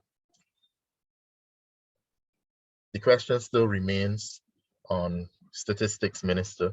Or do you have statistics to hand which tells you how many of our eligible children for vaccination have done so and who have not? Are we trending in the right direction? Yes, Ziggy. As of yesterday, we had 7,079 students in the 12 to 18 category. In the 12 to 14, we had 2,691. In the 15 to 18, we're at 4,388. Like I said before, we have just over 21,000 students across public and private schools that we need to get vaccinated. We accept that everybody will not get vaccinated for different reasons, because that's always been the case. Those reasons are very specific, but we are hopeful that we can get these numbers up higher, so that we can at least start to even have the conversation on our secondary school students as well. And let me just say that my other concern is our first form students, because many of the first form students haven't had the opportunity to even get to know their teacher or make friends. I mean, can you imagine what they are going through in an online environment? And I ask myself sometimes if people have a heart, because if we are to get them where we need to, there are some things as adults that we're going to have to do and some sacrifices that we're going to have to make. I spoke to a gentleman the other night who was, telling me how hard it was because he has a child who has special needs, and he's home trying to help him with the computer, trying to get him online, and it's difficult. I could see the stress on this gentleman's face. So I said to him, "Are you vaccinated?" He said, "No, he's not vaccinated." I said, "But you gotta help me to help you, because I can ease the pressure if we can encourage people to get the vaccines." And for a minute he paused, and I think he realized that he wasn't doing his part to make sure that his son was safe and that he gave his son an opportunity to get back into the classroom. I think we need to have these very real conversations about the impact that our own decisions are having on the wider population, and certainly in particular for this discussion on our children. And while we might have, and I know that in households we have smaller kids, we have the older children, and we have a layer of protection for the older children through the vaccination. Well, if you have children that are under 12 at least vaccinate yourself, at least vaccinate the older child, at least give that layer of protection in the home, which means that when you go to school and the children are also vaccinated at 70% and the teachers are vaccinated, you have another layer of protection as well. It's not a perfect scenario, but it's at least a start to be able to get us to some level of normalcy. And like you said, Ziggy, I would love to get a Christmas party going again in my constituency. I can't do it. This is 2 years. No, I can't do it for the kids that look forward to these things, because we cannot do those types of outdoor events in a way that is meaningful anymore for our children. And I really would like to urge parents, and certainly those who are listening, you know, let us see if we can overcome this and at least make the effort to help us to be able to help the children get back to school. All right, thanks so much, Minister. On that note of helping though, I had a question here from some parents regarding the cost of equipment to facilitate online school, because apparently some students are still having difficulties. Is the government in any way be looking to create incentives where parents can purchase, let's say, a laptop for less than what it costs now at this point in time? We don't have a program for you to purchase directly from us, but through the student revolving, both teachers and parents can enter into loan arrangements for devices. That was something we implemented since last year. So if parents want to get more information on that, they can certainly contact the student revolving loan scheme. And we did that because we recognize that in this environment, some people may not want the device from the ministry, but they may want to take out a small loan and be able to pay it back on easier terms to be able to acquire the device of their own choice. So that facility is indeed available. The other thing is that when we provided over 17,000 devices across the school system, from nursery to secondary. And this is both private sector donations and government-owned resources as well. We want to be able to provide all devices to all children, but there are some financial constraints. And let me just deal with that first of all. We've been pumping significant sums into healthcare, and rightfully so, because we're trying to keep the nation afloat. But at the same time, it means that it is taking away resources that we would often put towards education as well. And it's not to say that education is suffering, but the truth of the matter is we've had to divert those resources into the healthcare system at this point in time. We have purchased devices, but we've given those devices on the loan for contracts to our parents to be responsible for the devices that are given to the students. But there's a responsibility that parents also have to make sure that those devices are returned if the children are leaving school, one, that they're also returned if the devices are broken, if they're damaged, if they're for any reason faulty, so that those children can get a new device, or some arrangement can be made to pay for a broken device or a faulty device if the fault is of the making of the child or of the parent. Okay, so those provisions are in place. I know that some parents don't like to bring back the devices because they may not have the money to be able to pay whatever the fee is. But I'm begging you, cooperate with us so that we can make a decision as to whether it is a genuine case that the child mash up the device, or somebody else mash up the device deliberately, or whether it is that we can actually facilitate the return of another device to the children. The Ministry of Education ain't heartless. I get it. I know that there are genuine instances where accidents happen. We're dealing with children. But what we cannot do is play the avoidance game of not telling the teacher, telling the ministry, telling the principals that the children don't have the devices. And then the children go without the devices, and then you hear the ministry and provide the devices. So that's the second thing. The third thing is that we have had, I think by the end of today, we may have a better understanding as to how many children did not have devices coming into school, or where those devices were broken. Because despite us saying weeks ago, let the schools know that, reach out through the ministry's website and indicate whether the child had electricity, Wi-Fi, what was the problem in terms of devices. So we had a better understanding of how many devices additional might actually be required. Many parents did not cooperate. And so that information in many cases was either late in coming, or it never came at all. I am therefore urging parents to cooperate with us, because I don't want that children are 3, 4, 5 weeks into the term and they don't have a device. If we have to buy it, we've made the commitment that we're going to help to facilitate that. If we have relied on the private sector and they have come forward. So it's not to say that we're in this cruel world that nobody wants to help children who are in dire straits and need to get access to connectivity in one way or the other. But we can only do this if everybody plays their part. If the phone is picked up at the ministry and the calls are answered, we can respond. If it is brought to the attention of the guidance counselor or the social workers in the schools, we can respond. If the teachers inform us or the principals inform us, we can respond. And if there are deficiencies and we haven't responded, let me apologize, no. But the truth is, more often than not, we have been able to respond where the information has been provided, and we know for sure that these are genuine cases. After we have investigated, we try to provide the devices for those families. We also have, Ziggy, persons who, because of pride, don't like to come forward and say that That's they right. need assistance, and we get that. But there are also those who will take from the ministry and take from 10 other sources as well. And I want to address that because in this environment, there's not a lot to go around. And I think we have to, again, not just be our brother's keeper, but we also have to make sure that we are, encourageous, as Bajans would say. We got to make sure that we are also looking out for each other. So if it is that children that don't have the devices, or 1 or 2 children in a household don't have, let us know, let the channels work so that we're in a position to be able to rectify it. But as of the end of this week, I believe we will be able to compile all the data and hopefully within the course of next week, be able to start the further distribution of devices to students who may not now have, as well as the issues with electricity as well, because we're addressing those issues as well.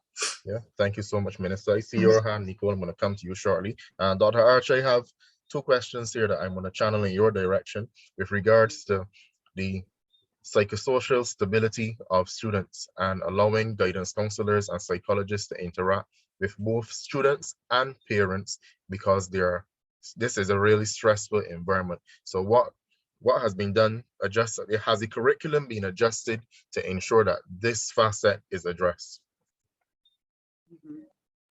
Thank you for that question, Ziggy. But before I answer that question, I just want to piggyback on something that the minister said, re the devices. And at the ministry, on our website, we have an e-learning survey form. So if you don't have a device, if you don't have Wi-Fi, if you don't have electricity, go on the ministry's website and complete that form, because we need to be able to know so that we can meet the children's needs. We can't help if we don't know. So I encourage you to go on our website and look for the e-learning survey 2021. If you go on what's next, you can just scroll down, and at the bottom, you can indicate on that form what the difficulty is, and we'll be sure to help you. All right, with regard to the psychosocial aspects, that is something that the ministry has considered quite deeply. We have a mental health and wellness committee set up. It comprises officers from the Ministry of Education and other experts in the field of psychosocial wellness and mental wellness. And that committee has organized a number of initiatives to help our children through this pandemic. We know that the online environment is not an easy environment. Our students are accustomed to going out there and interacting with one another. They go to school between 9 and 3, and then they come home and they get a chance to relax. But the way it is right now, they're learning at home between 9 and 2, some of them still between 9 and 3, depending on the level. And then they have to come away and do homework online again, to wake up the next day to do the same thing again. So we understand this, and the pressure is real. Children miss their normal. We understand that. So the Ministry of Health and Wellness, not the Ministry of Health and Wellness, the Mental Health Committee, they are working together to come up with these initiatives. They have a number of initiatives planned. They have a student hotline, and these are about to be rolled out. Student hotline. They want to go in and talk with the students at some point in time. They want to go in and talk with the teachers. They want to go in and talk with the principals. And of course, if the parents want a session with the students too, that can be organized. If that is the need, we will try to meet that need. The thing is, if you want what you want, you let us know. I know we know that is what they want, Ziggy. They want the parents to have a session. I can put that to the committee and we can organize that for them as well. Yep, that would be appreciated. The burden is being borne across the board, both parents and students. Yeah, and neighbors like me and uncles and brothers. I know a lot of people are feeling the stress because where you can, you've been rotating supervision to ensure that what the teachers are delivering, the children are definitely assimilating. All right, Nico, you can go ahead. Ziggy, before you go on, I think that there must be a recognition that the teachers are experiencing some of these mental health issues as well. And therefore, the committee is also providing for teachers to address the issues that they're having. Imagine that you as a teacher, you have to deliver your classes online, but you have your 3 children there and they have to be supervised in their online classes as well. So it is a very stressful situation for some teachers as well. And the Mental Health Committee is looking after programs that will address the mental health issues of teachers as well. Thanks for that, Dr. Denny. Dr. Bradshaw, I haven't forgotten you, Nicole. In the event that I can't fill that form online though, what are my alternatives of filling that form if I need to get assistance? Because if I don't have any electricity, I definitely can't fill it online. Yes, you can call the Ministry of Education. You can call us at 535-0600 and you can tell the person what the issue is, and that can be, it will be recorded. So you have the online platform and you can also call the Ministry of Education so that we can take a record. All right, and you said that number is 535-0600? That is correct. Yeah, just making sure that we get that correctly. Or as they do, Ziggy, they call the minister or they send the minister. So you can find, you know you're accessible, minister. I said it to chief. So I just need to know. I can't do what I don't know. Yeah, right? Yep, so you see that, you can call 535-0600 or you have access to the minister. Up to today, saw replying to some Instagram post, so I know, yeah, she doesn't miss a beat. Go ahead, Nicole.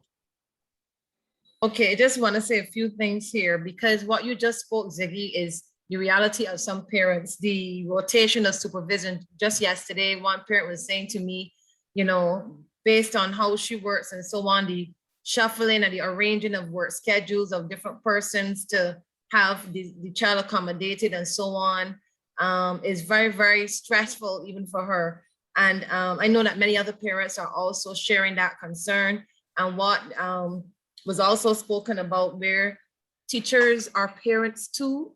And I speak that from firsthand knowledge, you know, and you have to also be there to help supervise your children and so on. So we feel that stress and that burden as well. Sometimes you may have to nip away, send an activity and you know, today I had to do a scavenger hunt for my children and then do a scavenger hunt myself so I can give some technical assistance to my daughter. So I know it is a lived reality and it's something that we have to work through. But I have 2 solutions that are suggestions that I want to put forward and that might help when we start looking at going back out.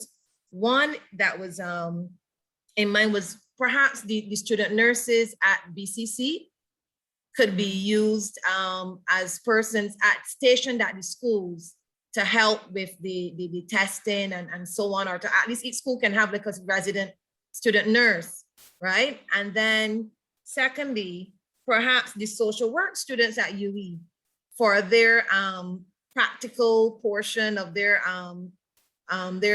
courses as well, you know, and they could also be sent to help give some, you know, guidance and direction in the schools and so on. So those are 2 solutions I'd like to put on the table. And I would like to say to PTAs, back to the devices, we need the PTAs to also take on that initiative. The ministry can't do it all. You can't look to the government to do it all. Corporate Barbados will not do it all because they too are stretched with what they have to put out to keep afloat. And wherever we can, do what we can. So I'm going to put it out there to the PTAs as well. And if you don't have a PTA, get some people together that are at the same school and start one. Tell the principal you're willing to you know, be a part of a PTA and you want to get started, and send us an email at bncptainc. at gmail.com, bncptainc@gmail.com. Let us know that you need some help in getting started and we will assist. Okay? Thank you. I want to come in there, Ziggy. I want to say thank you, Cole. The suggestions are welcome. Just want to tell you that we're one step ahead of you, because that has already been put on the table at the level of the Ministry of Health and Wellness and Ministry of Education.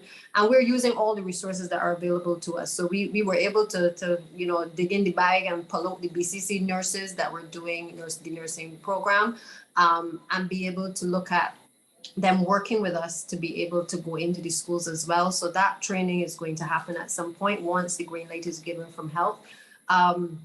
Just to say that they're also part of some other programs as well that are being done through the Ministry of Health and Wellness. So we are using what we have available to us, because we can't rely only on the public health officers who are already overwhelmed. So we've had to look at the persons within our nursing program. I've also reached out to the social workers as well, their association, and they're to come back to me to indicate how many of them have the qualifications that might be able to also do the testing. So we have a bit of ammunition available to us if we have to ramp up and to do that.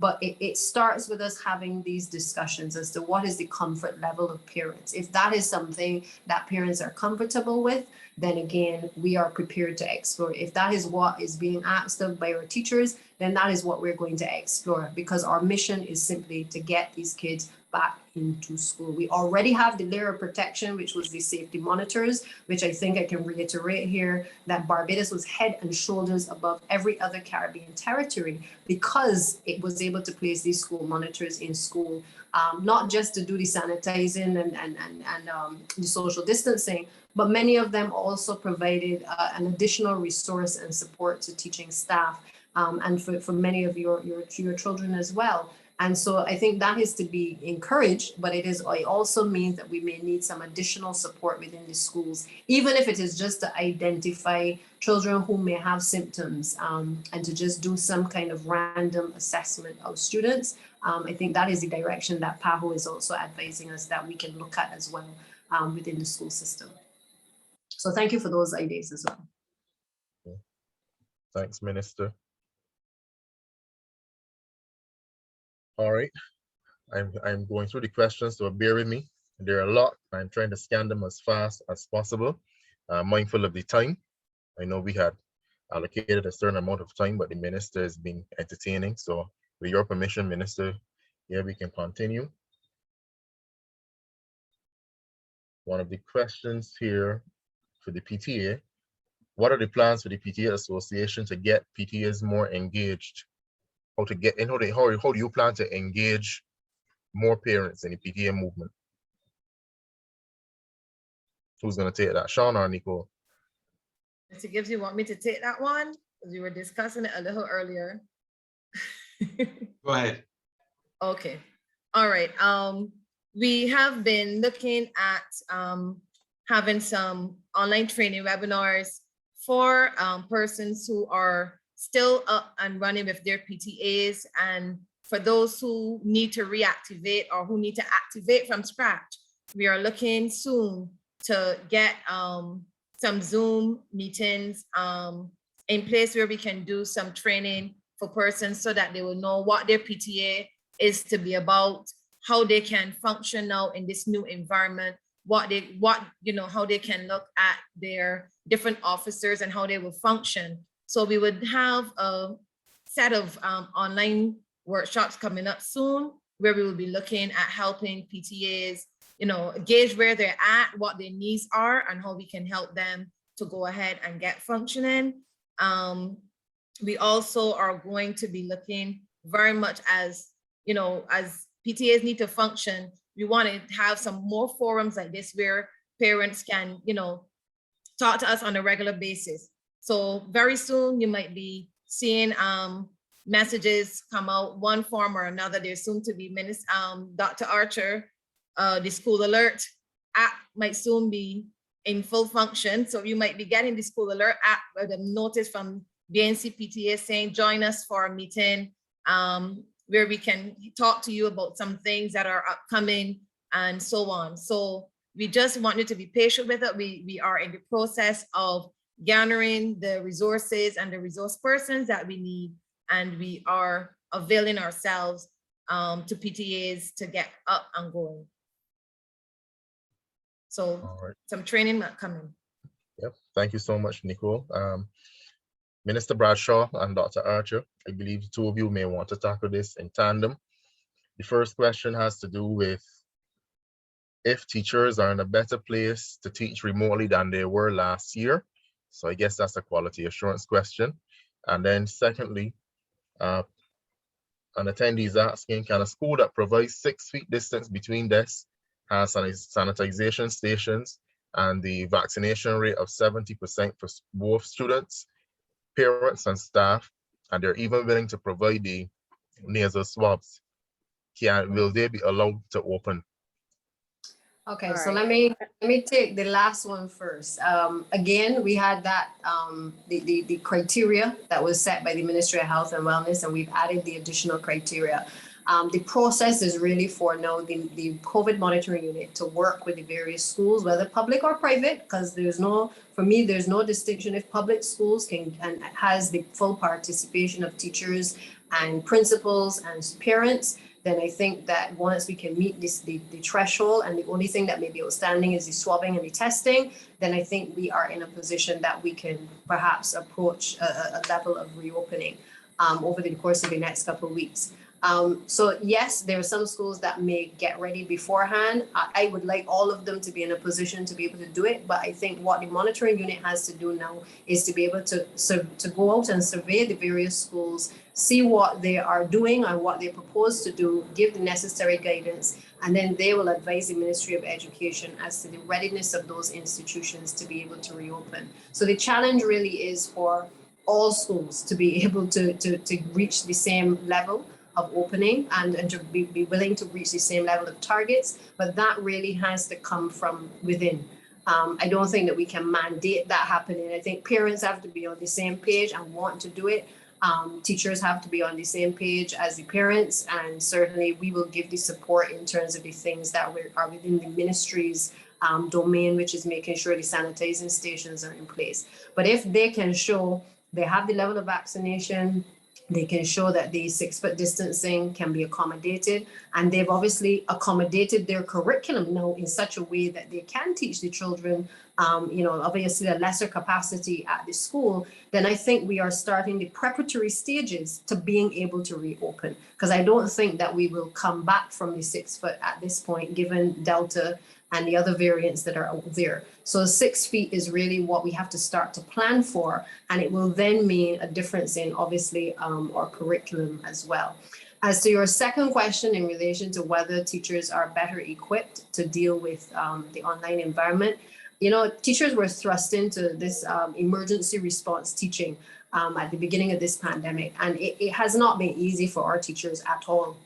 It hasn't been easy for most of us, but it has been very difficult for them to be able to cope. Now, we've tried, Dr. Ramona Archer Bradshaw was the former acting principal at the Urgeston Teachers Training College, and we worked very closely to be able to put on a number of sessions for teachers during that period. And that is continuing even in her role as the Chief Education Officer. So I would have to say that we are mindful of the support that teachers require. We are providing both the short-term, the medium-term, and the long-term courses that they can take advantage of. It is not mandatory for teachers to do it, but what we try to do is to encourage, because at the end of the day, we're not putting a gun to their head, but we're simply saying, these are the tools that you're going to need in the online environment. It is our responsibility as a ministry to give you some options that we can provide you with those, the tools that you need to do your job. We have realized that there are some teachers who are older, who may not be as au fait with the technology, and where possible, we've tried through the Oversight and Monitoring Committee that was put in place through the Ministry of Education to be able to pair those teachers with younger teachers who may have a little bit more experience. And Dr. Denny would have led that committee for me as well.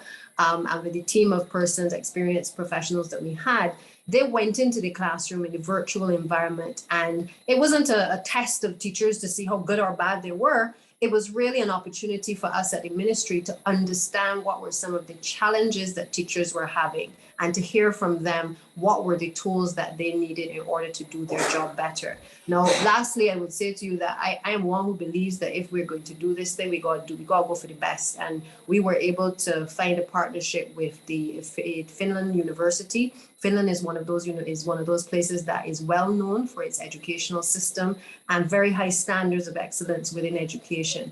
And we were able through the IDB to find a partnership with the Finland University, where many of our teachers are being trained, not just this year, but they were also trained during the early stages of the pandemic.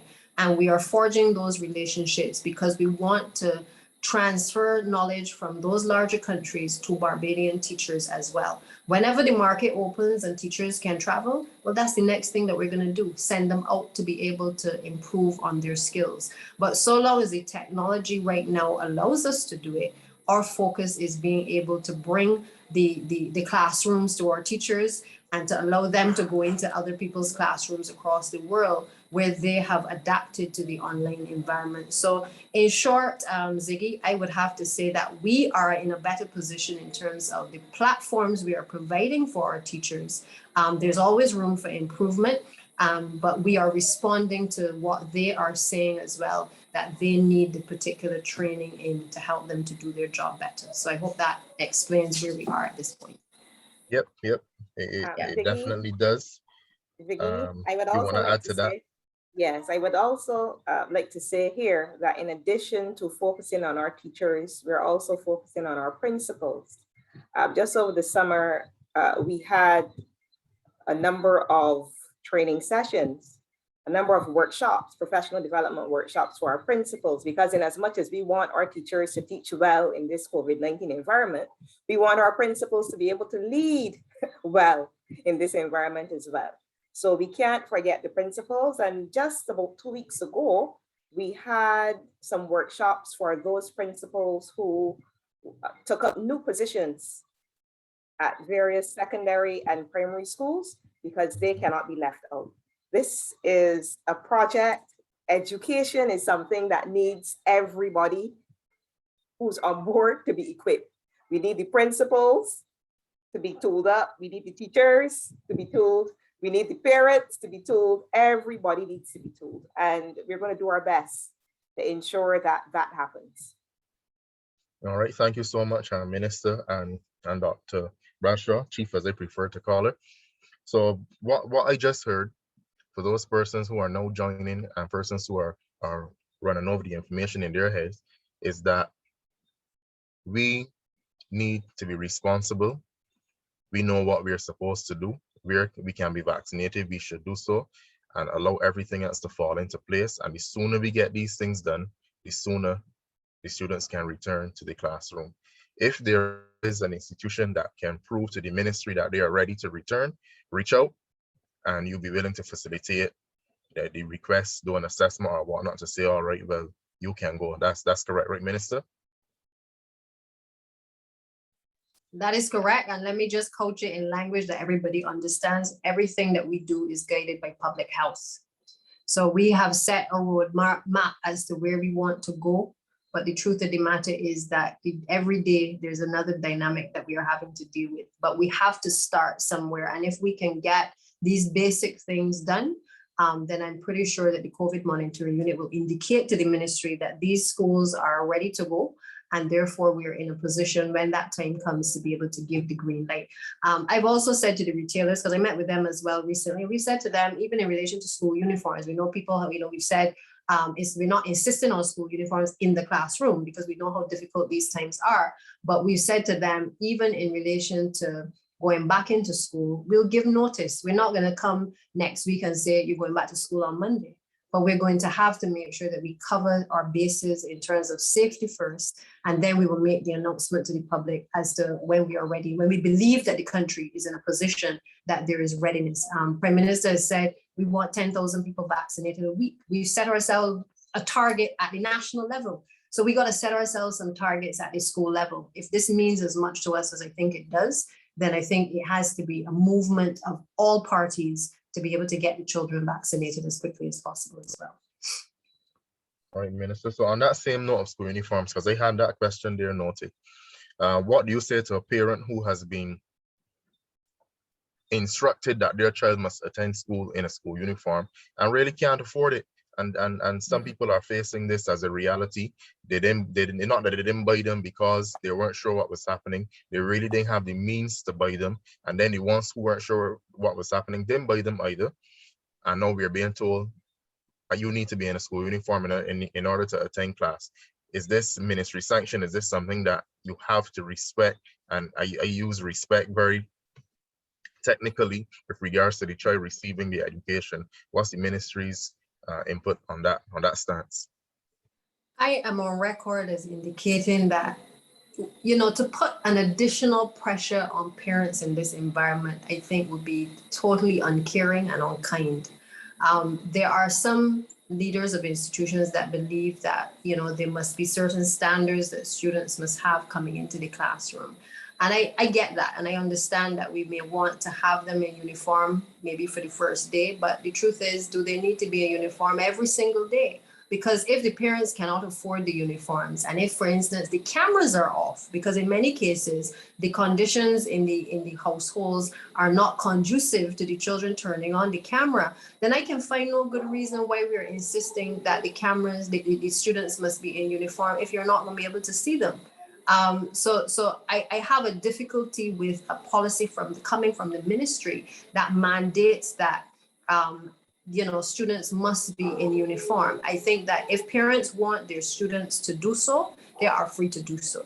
But from the ministry's perspective, given all that we are seeing, and you know, I represent a community that I see people who are vulnerable in terms of households. The children want to go to school, they want to get online, but the parents have not been working for the last few months, they haven't worked for the last year, and they are more about trying to find food to put on the table than they are about a school uniform. When that time comes, we will support in whatever way we can those households that need the back to school supplies and need the uniforms to be able to get back to school. But I always make the comparison with our private schools. In many cases, the private schools haven't insisted that children are in uniforms. What is it that makes our public school system so different? Let the children learn. Let the children take advantage of the learning online. But from the ministry's perspective, we're not mandating it at this point in time. All right, thank you for that clarity, Minister. I know a lot of parents wanted to hear that, and it's best coming from you. Another question here that I flagged as I'm going through them is parents are asking about providing the support, the ones that can. Are parents allowed to sit into the classrooms and assist teachers, meet with them before, help them plan, because they're realizing that it is taxing, and they're wondering, the ones that can are wondering, how can they assist? Are they allowed to assist? Well, I think we had last year some challenges with parents. So, I mean, it was a new environment. Parents went into the virtual environment, and some of them were a little disruptive, I must tell you. And it created some challenges for our teachers because for the first time, parents were actually seeing what happens in a classroom. They were seeing the challenges that teachers had to face trying to manage multiple students in one space, children on different levels of the spectrum, children disrupting the classroom, others trying to learn all at the same time. And it can be disruptive for a teacher who has planned a lesson, who wants to deliver that lesson in a particular way, and a parent is interfering in the classroom environment. So my simple advice would be, you know, if there are concerns, perhaps message the teacher if that facility has been allowed by the teacher, or make contact to be able to share your views or your suggestions. But in the interest of allowing our teachers to do what they have been qualified to do, I would strongly recommend that we try not to interfere with what they are tasked with doing. I think that's important. And the good thing is there are many teachers who are receptive to parents providing, you know, honest and open discussion about classes or offering suggestions. And if the teacher is willing, yeah, by all means, I'm sure the parent can participate. But as a rule, it is not something that we encourage, especially if it is going to lead to disruption in the classroom environment. And Nicole, you might want to speak to it because as a teacher yourself, I'm pretty sure I'm speaking for you and others that know that you have a set line of march in terms of what you want to deliver, and then parents are interfering or interjecting. I think this, let me just say that I think that this whole experience has been good for parents because it has given them an insight as to what teachers go through. But it has also taught them as well some of the basics knowledge of what children are getting in schools as well, because we can't take for granted that every parent understands or remembers concepts from primary school or nursery school or secondary school. And so I find that this has also been a learning experience and a curve for parents. But we have to now manage those expectations of parents and certainly allow our teachers to do what they are tasked with doing, Ziggy. Yeah, I agree. Thanks, Minister. Most definitely. When I'm at home and I have to be monitoring my little sister in class, I can tell you I am in infants A or infants B for that period of time, and then I have to do my work. And I think a lot of parents suffer through that when you're finished, you realize, well, I have not done anything. I've been at school the entire time. So yeah, we have an understanding for how that goes. And one of the questions that is critical there that came up, it speaks to the ministry providing technical assistance. Does the ministry provide technical assistance for parents and students who are having difficulties? I know we spoke about the videos that you have on the website and whatnot, but if I get into difficulty at 9:30 in the morning and I need to get things running quickly, where do I turn? Who do I call to ensure that I can get my child into the classroom? Usually the teachers, the students would go through their ITCs, their information technology coordinators at the respective schools, and they would usually offer the technical assistance to help them to get online.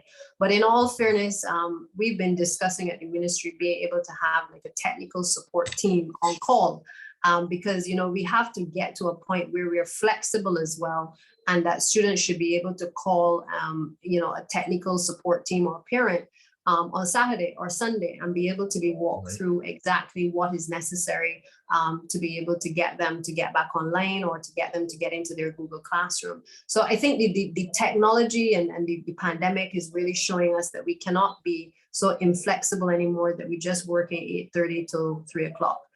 There are some teachers, yes, who go beyond the call of duty, and big up to all of them who do. But the truth of the matter is some do feel that it's an intrusion when parents are calling late in the evening into the night, right, Nicole? And others are calling on the weekend as well. So I think we have to respect the teacher's time, while at the same I think you want me to comment, Minister. I will say.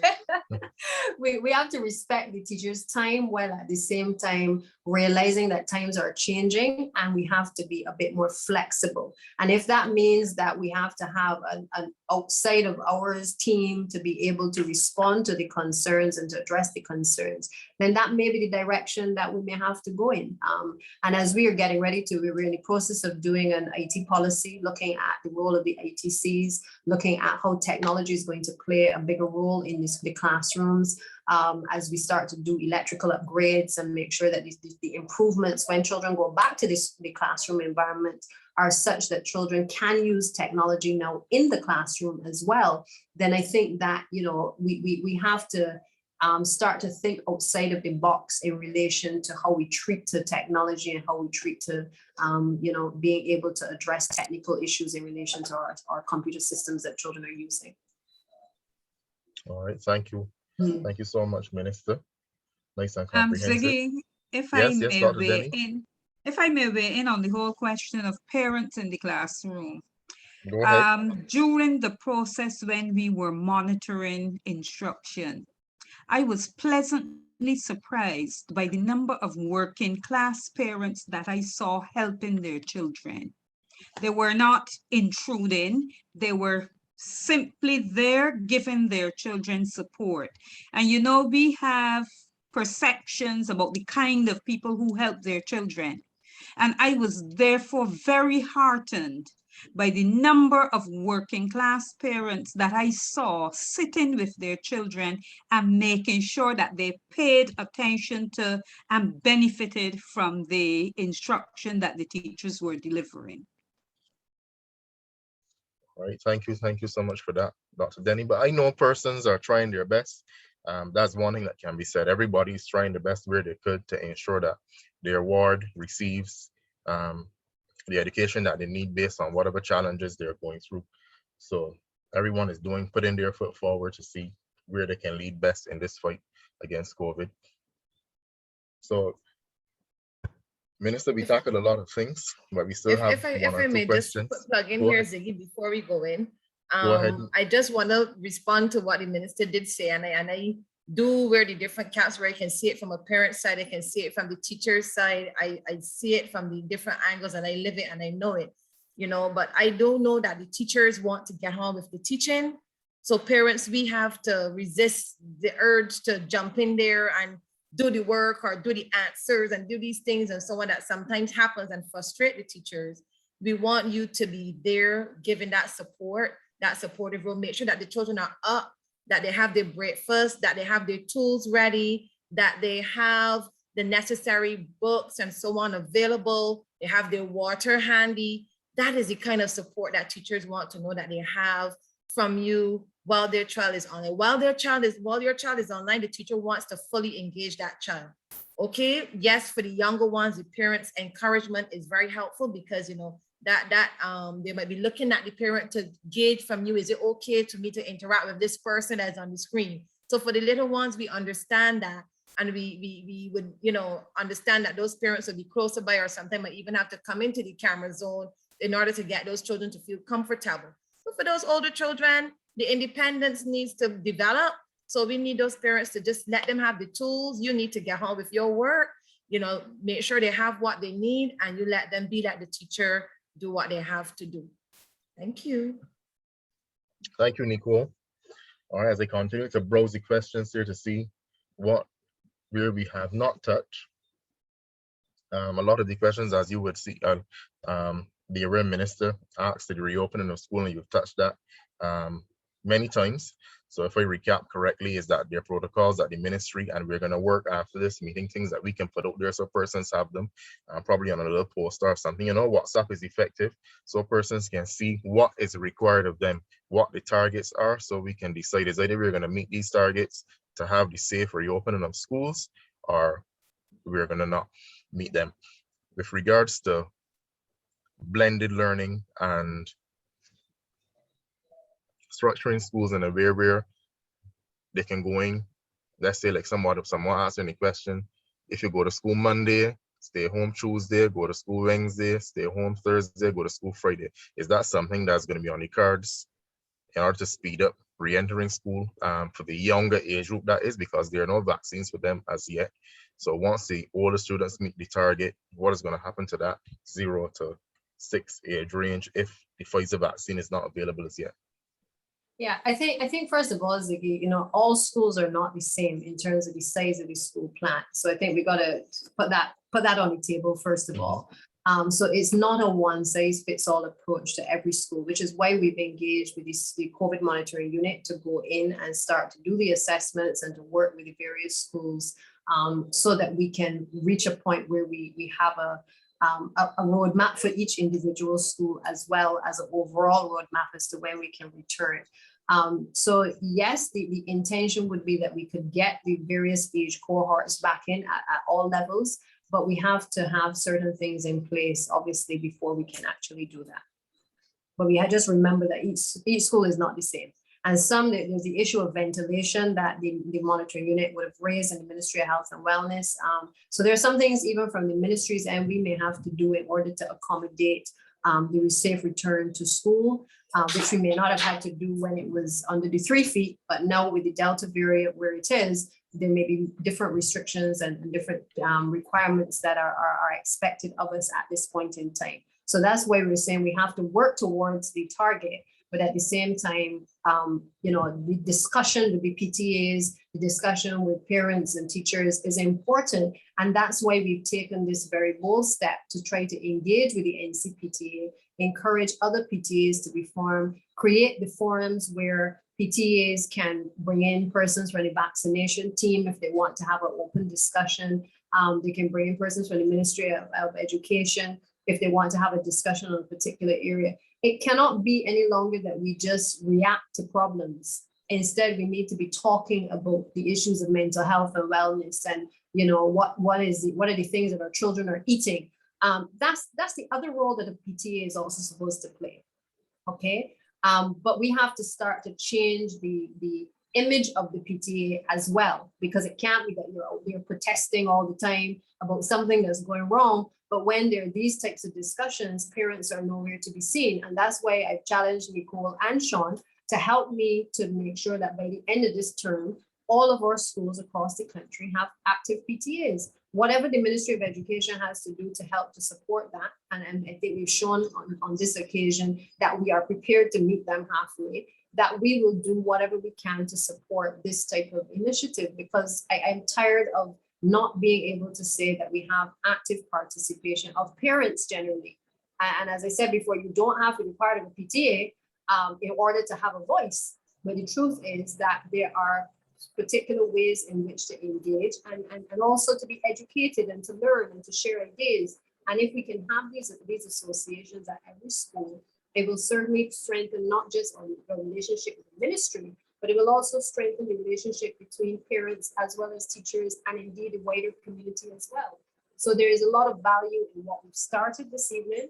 And I sincerely hope that we can continue to engage in this way. This is not going to be the last session by any means, but it really is the start of a session that has allowed us to hear from parents and hopefully to explain and to allay some of the fears that I believe are out there and misconceptions about what the ministry is doing and what the Ministry of Health and Wellness is doing as it relates to the return to school. All right, thanks for that, Minister. A question here for a follow-up from Dr. Archer. Chief, I know you answered the question with regards to screen time, and I think it's important as well for the socialization. So a question is being asked as to if there can be regulated time, even if it's once a week, once every 2 weeks, once every 3 weeks, where we step away from the formal curriculum and just allow the students to interact, get to know each other, talk, laugh, maybe play games, whatever. Not, as I said, not lunchtime, not break time. And so it can be phased in. So it's not extra time on the computer, but you minimize some of that formal time and allow now for the curriculum to facilitate this kind of interaction. Yeah, certainly that will be considered. I'm sure that in discussion with my team and also with the principals, we can come up with ways that we can allow that to happen. All right, that sounds good, because I know that's one of the concerns that parents will have. There's a question here I think that Dr. Denny, you can tackle, and that is with regards to reform of the 0 to 5 curriculum and how children are developing and how they're affected during this time.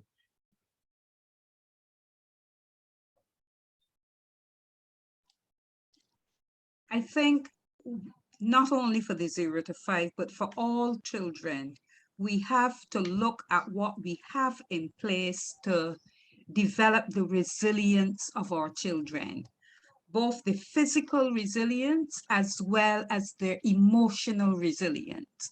We have a curriculum, for example, that indicates that physical education is part of the core curriculum. But you know how many children don't get physical education in schools?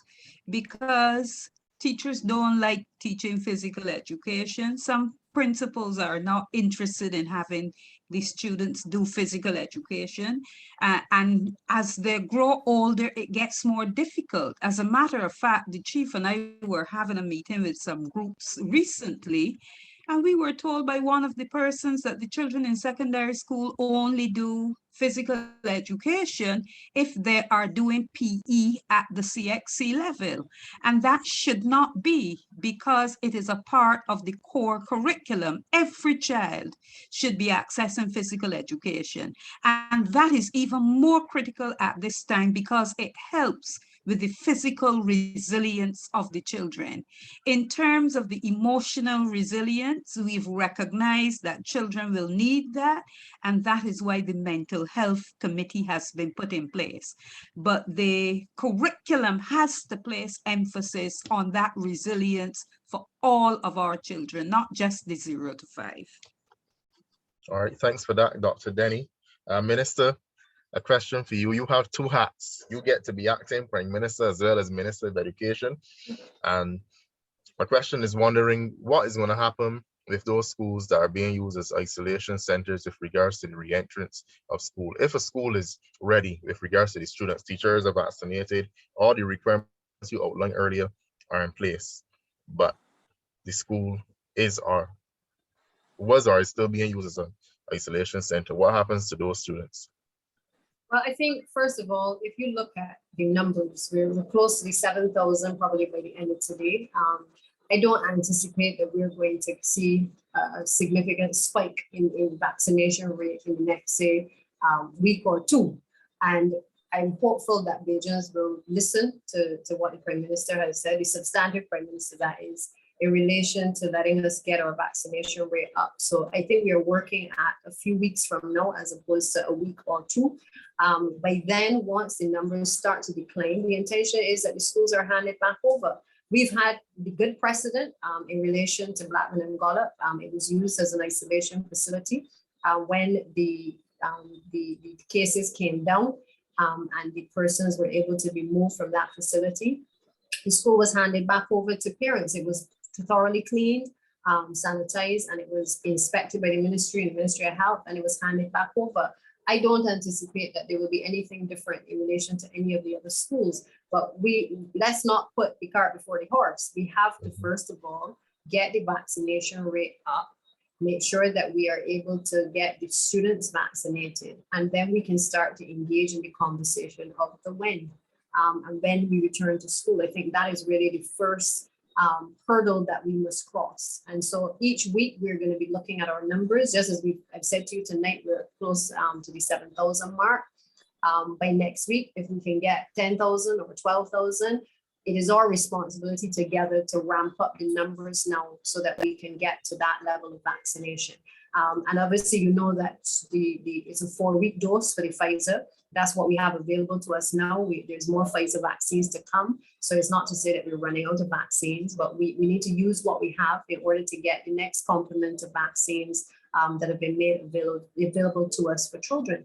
And if we get, Ziggy, the other vaccines, whenever those are approved, we'll also do the same thing in terms of our vaccination campaign. So I don't think parents have to worry about the facilities or that there's going to be undue delay in handing back over a facility. It is really up to all of us to make sure that we get these people across the country vaccinated and out of the facilities so that we can get the facilities stood down and hand it back over to the Ministry of Education as soon as possible. All right. Thank you for that, Minister. We've had a very long night. We're over the time allocated, and we appreciate that. I'm going to ask you one more question, Minister. As you said, this session is not isolated. There'll be many more of these that persons can continue to log on and reach out and ask questions and discuss the issues that are tackling the education system. But I have a question here where a parent is getting difficulty from an employer as they're trying to balance the time to ensure the child receives the online education. Is the government looking at putting anything in place, speaking with the social partnership? I know all the tidbits and technicalities are going. Is there any consideration in the framework to allow, or let's say encourage employers to work with employees that have to split time or use a little extra time, even if they're going to put it back in, to ensure that the child can receive education online?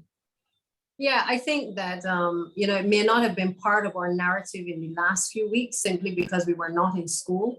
But as this environment continues where we're in more of an online environment, I think that, whether myself or perhaps the substantive Prime Minister will at some point address this, because if children are going to be online because of rising cases and because they're getting sicker than they should, during this period, then there has to be a conversation with employers to be more lenient and more understanding with employees who are parents as well. So I think the only reason that it hasn't entered the discourse is because we were trying to get the children back into school. But if that is the concern that parents are having, then definitely we will have to engage at the level of the social partnership and certainly at a national level to be able to coerce some of our partners to understand what we are facing with our parents as well.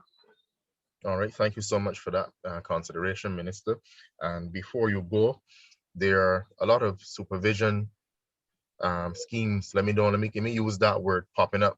So parents are concerned about what regulatory provisions are going to be put in place to ensure that nobody, to say that Ziggy, that going to thief you, and I like to come down Beijing sometimes so we can understand Ziggy that can come and thief you 2 ornaments, and Ziggy that again peep at this body and peep around this corner, doesn't come into my home. And I thinking that he's reputable and it turns out to be a disaster. Is the ministry aware of these new businesses evolving, and what measures are going to be put in place to ensure that they're regulated, or some regulation exists to save the general public from being vulnerable in a situation like this?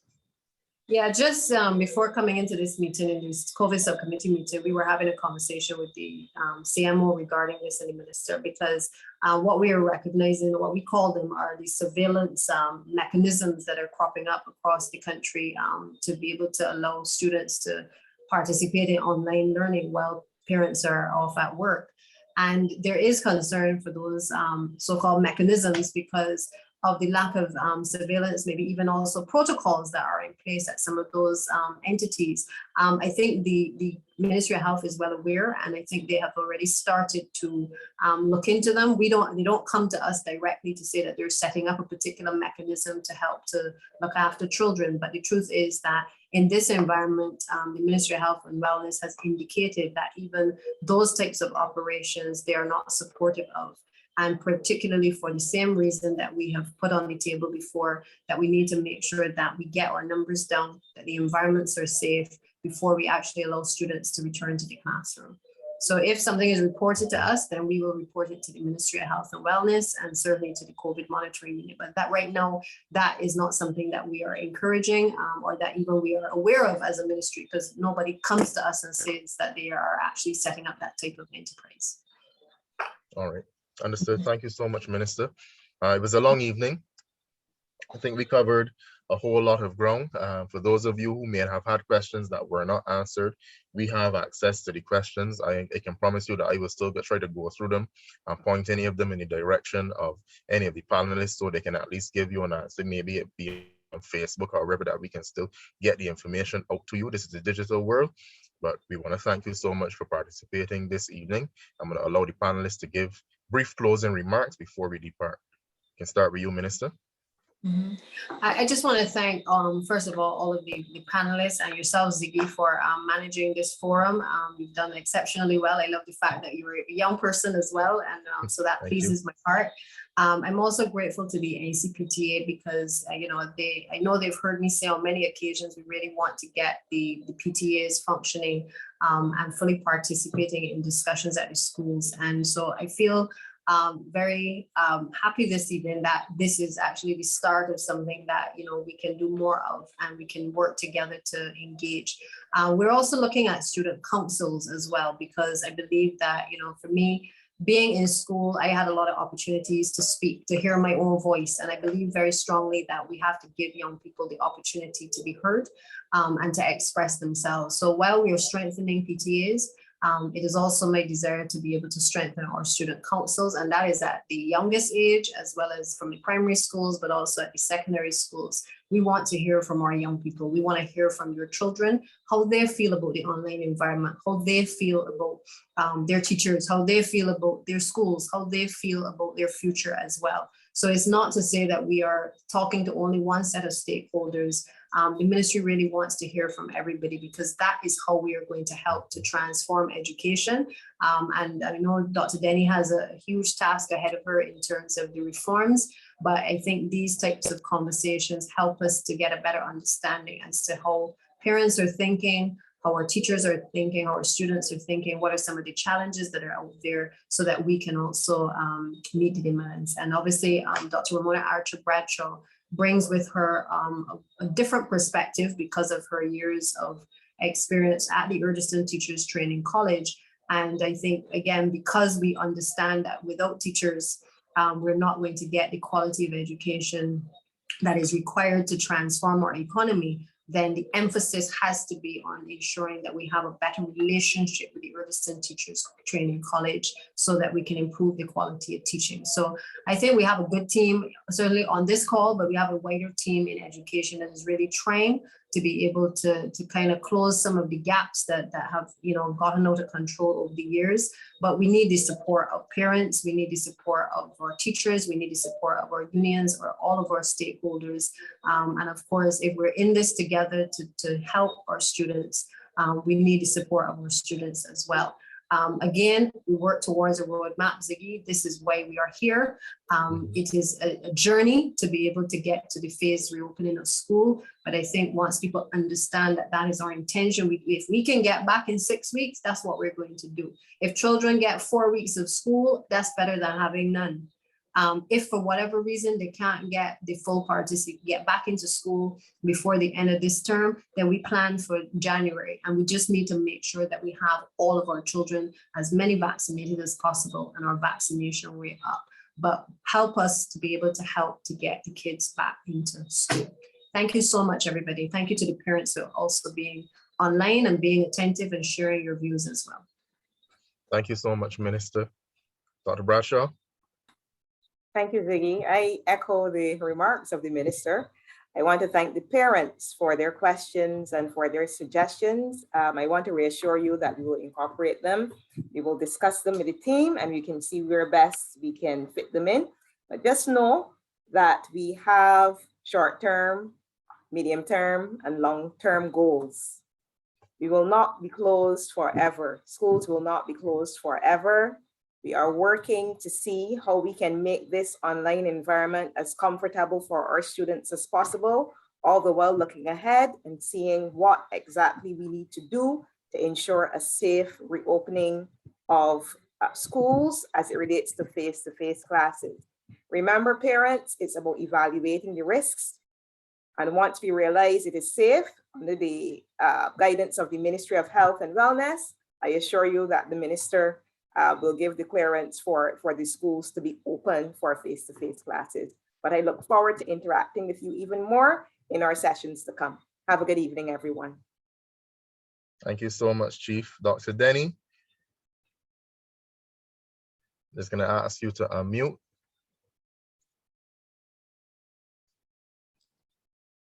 Thank you, Ziggy. I want to say that these children are going to lead the country as we grow older. And I think that we therefore want them to get the kind of education that allows them to make decisions that are in our best interest when we are old and gray. So we ask you parents to join with us to do everything in our power at this particular point in time to make sure that our children, that your children benefit from education, regardless of whether it is an online format or a face-to-face format. We have to do everything in our power to make sure that we keep giving them a quality education. Our future depends on it. Thank you for that, Dr. Denny. Short and sweet and to the point, because I too want to be able to get old and gray and know that I'm going to be in good care. Yes. All right, our valuable members from the PTA Association. Who's going to go first? You're going to go first, Sean? Yeah, I'll go first. I want to say a special thank you to Honorable Santi Bradshaw, Ramona Archer Bradshaw, Chief, and Ida Mae Denny for her input in this afternoon. And I'm excited about what happened this afternoon. And I believe this is one in several that will come shortly. And I was getting up to go to my office earlier and I got a slip from a principal of a school who is interested in getting her PTA up and running. And I am sure Nicole also have some of those.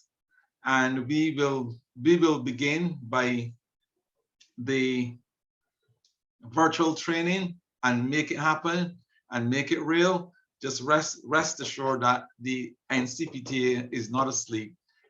We are willing and ready and able to do what is necessary. I want to thank parents who come online today and who give up their time to make this possible. And to all, I thank you. Thank you, Sean. Nicole? not much more for me to say except to give our email details again as well, bncptainc@gmail.com. That's where you can send your emails to us. And I just will end with saying, we can't change the direction of the wind, but we can change our sails, adjust them so that we still reach our destination. And if we do that together, we will all get there. Thank you. Thank you so much, Nicole. So thank you, panel, Minister. Appreciate the time that you've taken to do this with us. Everyone else, you know, you're really appreciated. Parents, it can't happen without you. I'm excited. I'm very excited based on what happened here today. And this is a great initiative where we can find solutions. And that's the whole thing. That's what we want. When we meet and work together to find solutions, there has to be greatness at the end of that roadmap. So I hope everyone continues to be safe, and we look forward to seeing you on the next session of Let's Talk. So have a great evening. Thank you so much for coming out. Bye-bye. Thank you so much. Bye-bye. Bye, thank you.